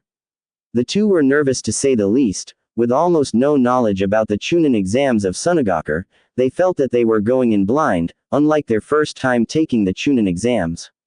All around them were genin from all different nations competing most likely to help bolster the allied shinobi force and its numbers. Naruto smirked to himself and shut his eyes as he walked, and slowly but surely, senjutsu chakra began to flow into his body. Even though it didn't last long, he was able to get at least 1 minute of senjutsu chakra into his body before it started ruining his eyesight. He wiped sweat off of his brow and continued to follow his team. Naruto smiled at the people of Suna, as they called out to the man who saved their case cage. Karin took notice of this and got even closer to Naruto, interlacing her fingers with his, when she found a large group of Suna shinobi giggling with bright blushes spread across their faces. Now what did you do to receive such recognition? Karin whispered. Nothing much, Naruto laughed. I saved the cage from the Akatsuki sometime at the beginning of this year. It's no biggie. Why you took on the Akatsuki to save their leader? Karin asked. Sasori and Deidara, I don't know who that is. Naruto said with a blank look. You fought them, but didn't know who they were. Karin deadpanned. Well anyway, Sasori was the red-headed one and Deidara was the blonde one with the hands in his mouth. The clay guy. Oh, him. Naruto glared off into the ground. I was close to killing him that day. What happened? Karin asked. I pounded him into the ground. Naruto sighed. I was so close to shoving a Rasengan into his gut, but his body melted into a clay body. What happened afterwards? Karin added. What makes you think there's an afterwards? Naruto gave her an estranged look. There's always an afterwards. Fine. Naruto sighed. The Kyuubi within me took advantage of my hatred and anger and I ended up going into a two-tailed Biju cloak and I nearly killed my own sensei that day were it not for the seal that my former master, Jiraiya, had given him. Damn, Karin sighed. Let's just hope nothing like that happens again, K. Don't worry about it, Karin. Naruto smirked. Naruto smirked and continued on his walk with his girlfriend in hand and headed towards the nearest Suna shinobi that he knew on a personal level. But there was someone he was not expecting to show up in the village. Shikamaru. Naruto's eyes were wide. Naruto, Shikamaru sighed. What is it that you want? What are you doing here? Naruto asked, still feeling weird about the fact that Shika of all people made it to the village before him. I thought that you'd be back home in Konoha. I invited him here, Naruto. Another voice said from behind. Gaara. Naruto smiled. And the other two. Hello Tamari and makeup guy. I have a name you know. Kankuro spat. Yeah. Naruto smiled and grabbed Gaara in for a tight hug. Naruto. Go to the academy with your team. There will be Junin waiting there to get you processed into the exams. Gaara then turned and left the street before any of the civilians could notice that their leader was standing amongst them. Naruto shrugged and grabbed Karin and began to jog down the street towards the academy, at least where he thought it was. All the while, Karin was blushing wildly as civilians and other shinobi stared at them with smiles and giggles. Karin had never felt like this before, so appreciated. Naruto turned his head to her and continued to smile, and stopped just as they came up to a large building made from sandstone and rock. There was a massive congregation of shinobi from all over the shinobi nations, with shinobi from Iwa and Kumo being among the most numerous. They looked at Naruto and some even felt a little repulsed by the Konoha shinobi, but Naruto paid no heed to their looks, almost as if he was once again back to his oblivious self that he always is. Whilst Naruto made no action to signify that he noticed their looks, Karin sure did. And to be frank, it pissed her off just a tad bit. She didn't know what the deal was with these snot-nosed genin, despite them being about their age as well. She looked to see Naruto still smiling that goofy foxy smile and walking past the people with his fingers still interlaced with hers. Karin felt that the stares were too much and pulled Naruto towards her as quickly as possible and held him close to her. What are you doing looking like a careless idiot? Karin asked. I don't know what you're talking about, Karin-chan. Naruto smiled. I'm just being me, you know. I can barely hold in my excitement for the retake of the Chunin exams. Why are you so full of energy? Karin laughed. Just work harder on it, Baka. I'll try my best. Soon enough, the line shortened and Naruto and Karin were now at the front of the line signing papers and waivers ahead of time so Suna wouldn't get blamed for any of the hurt or potentially killed genin of the different nations. Naruto looked at the paper for a moment and got beads of sweat pouring down his head when he realized that some of the words used for certain parts of the waiver used words that were beyond his vocabulary. So with an embarrassed sigh, he asked Karin for help, gaining some giggles from behind and other lines next to the two Konoha shinobi. Some of the Suna Junin themselves stifled their laughter but held it in better than the genin around them. Karin growled under her breath when she paid attention to what the people around her were saying behind their backs. Once Naruto and Karin finished, the redhead this time, took the lead and grabbed Naruto towards the door of the academy. But within a few seconds, they were stopped by a Junin. The Junin shook his head and pointed at a sign hanging on the door they were heading for. Exit only. Karin felt her body turn cold with embarrassment, and soon enough, many of the less mature genin burst into laughter. Karin gritted her teeth and clenched her fists, digging her fingernails into Naruto's hand. The blonde fell to his knees and tried to break his hand free from her vice-like death grip, to no avail. Her chakra darkened and her glasses became drowned out in lens flare from the sun above. She released Naruto from her grip and began to walk through the crowd with Naruto following behind towards the door that said entrance.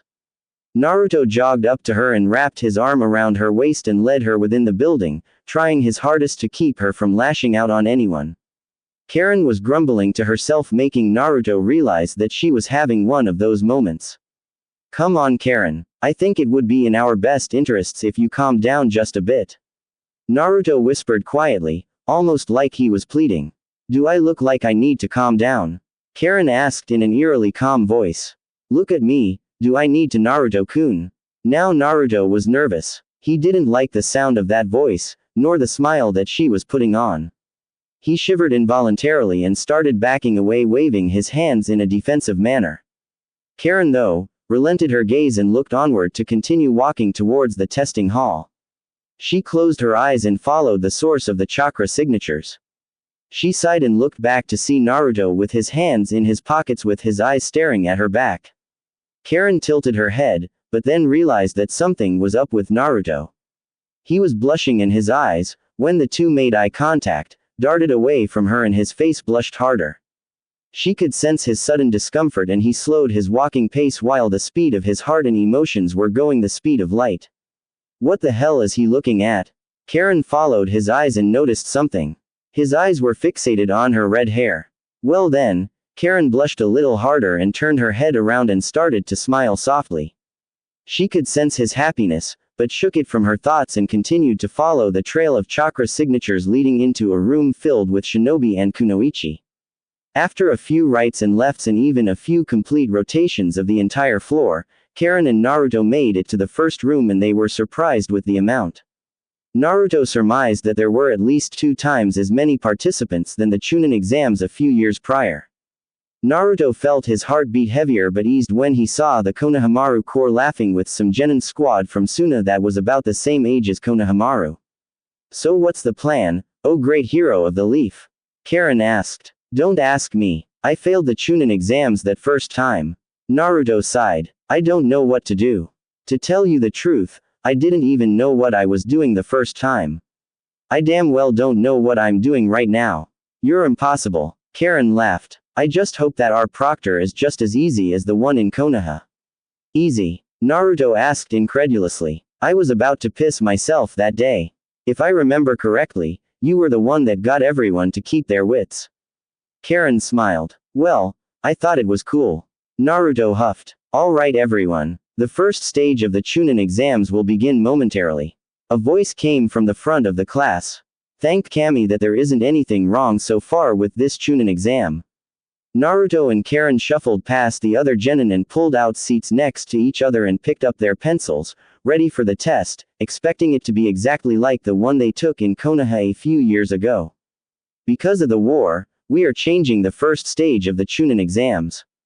The Junin said from her pedestal. Your new assignment is to come up with a 3-month battle plan, which should state a detailed 3-month battle plan with a timeline.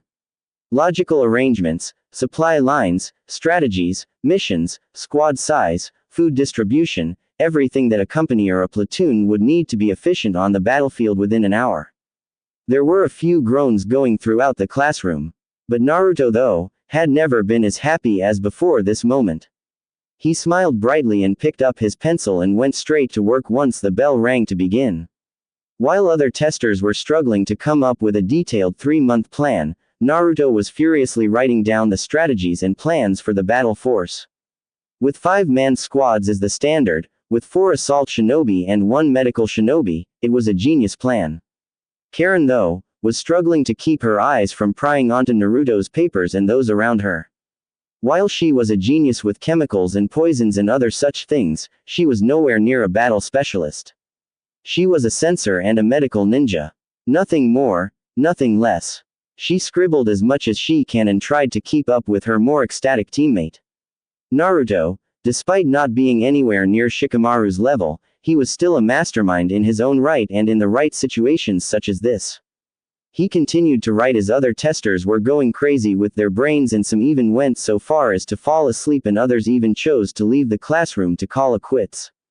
Naruto didn't see what the problem was, but then quickly realized that this was just a bunch of genin in this room trying to come up with strategies on the fly. Naruto grew a smirk but continued to write, finishing up the second month of his plan and moving on to the more important parts of his battle plan that required more important game pieces. Jinchuriki and the last remaining ones at that. Naruto didn't know whether or not there was another Jinchuriki still alive, but if there was, theoretically speaking, Naruto's third month would go off without a hitch, and the Jinchuriki tag team or even squad would annihilate the Akatsuki after they've been wounded by a significantly powerful force. The blonde looked over to his side to see Karin still only on the first week of her second month with barely anything for her first month. He made a quick look around, fast enough to where the proctors couldn't see, and noticed that many of his classmates were barely entering month 2. The boy sighed and finished up his masterpiece of a strategy and placed his pencil down and began to take a nap. 45 minutes later, Karin violently elbowed the blonde from his slumber. Naruto rubbed his groggy eyes and smiled when he realized that at least a quarter of the competition was gone. Karin smirked softly at him and ran a hand through her unkempt half of hair and pushed her glasses up her face. She huffed slightly and stuck her tongue out at him. Naruto shot from the table and looked around, fully awake and aware of his surroundings. People were staring at him and some were even snickering. Naruto looked to Karin, but she chose to huff and turn away. The proctor looked at him and took his papers and walked to the front of the class. Naruto looked up to the clock behind the proctor and realized that he'd been asleep longer than he'd anticipated. Nearly 5 minutes after the test was supposed to end. Now that we've heard enough about eating ramen off of naked redheads, we can now move on. The proctor said without a giggle, but the corners of her lips ticked up and down when she saw Naruto's expression. Oh shit, tell me about it, Baka.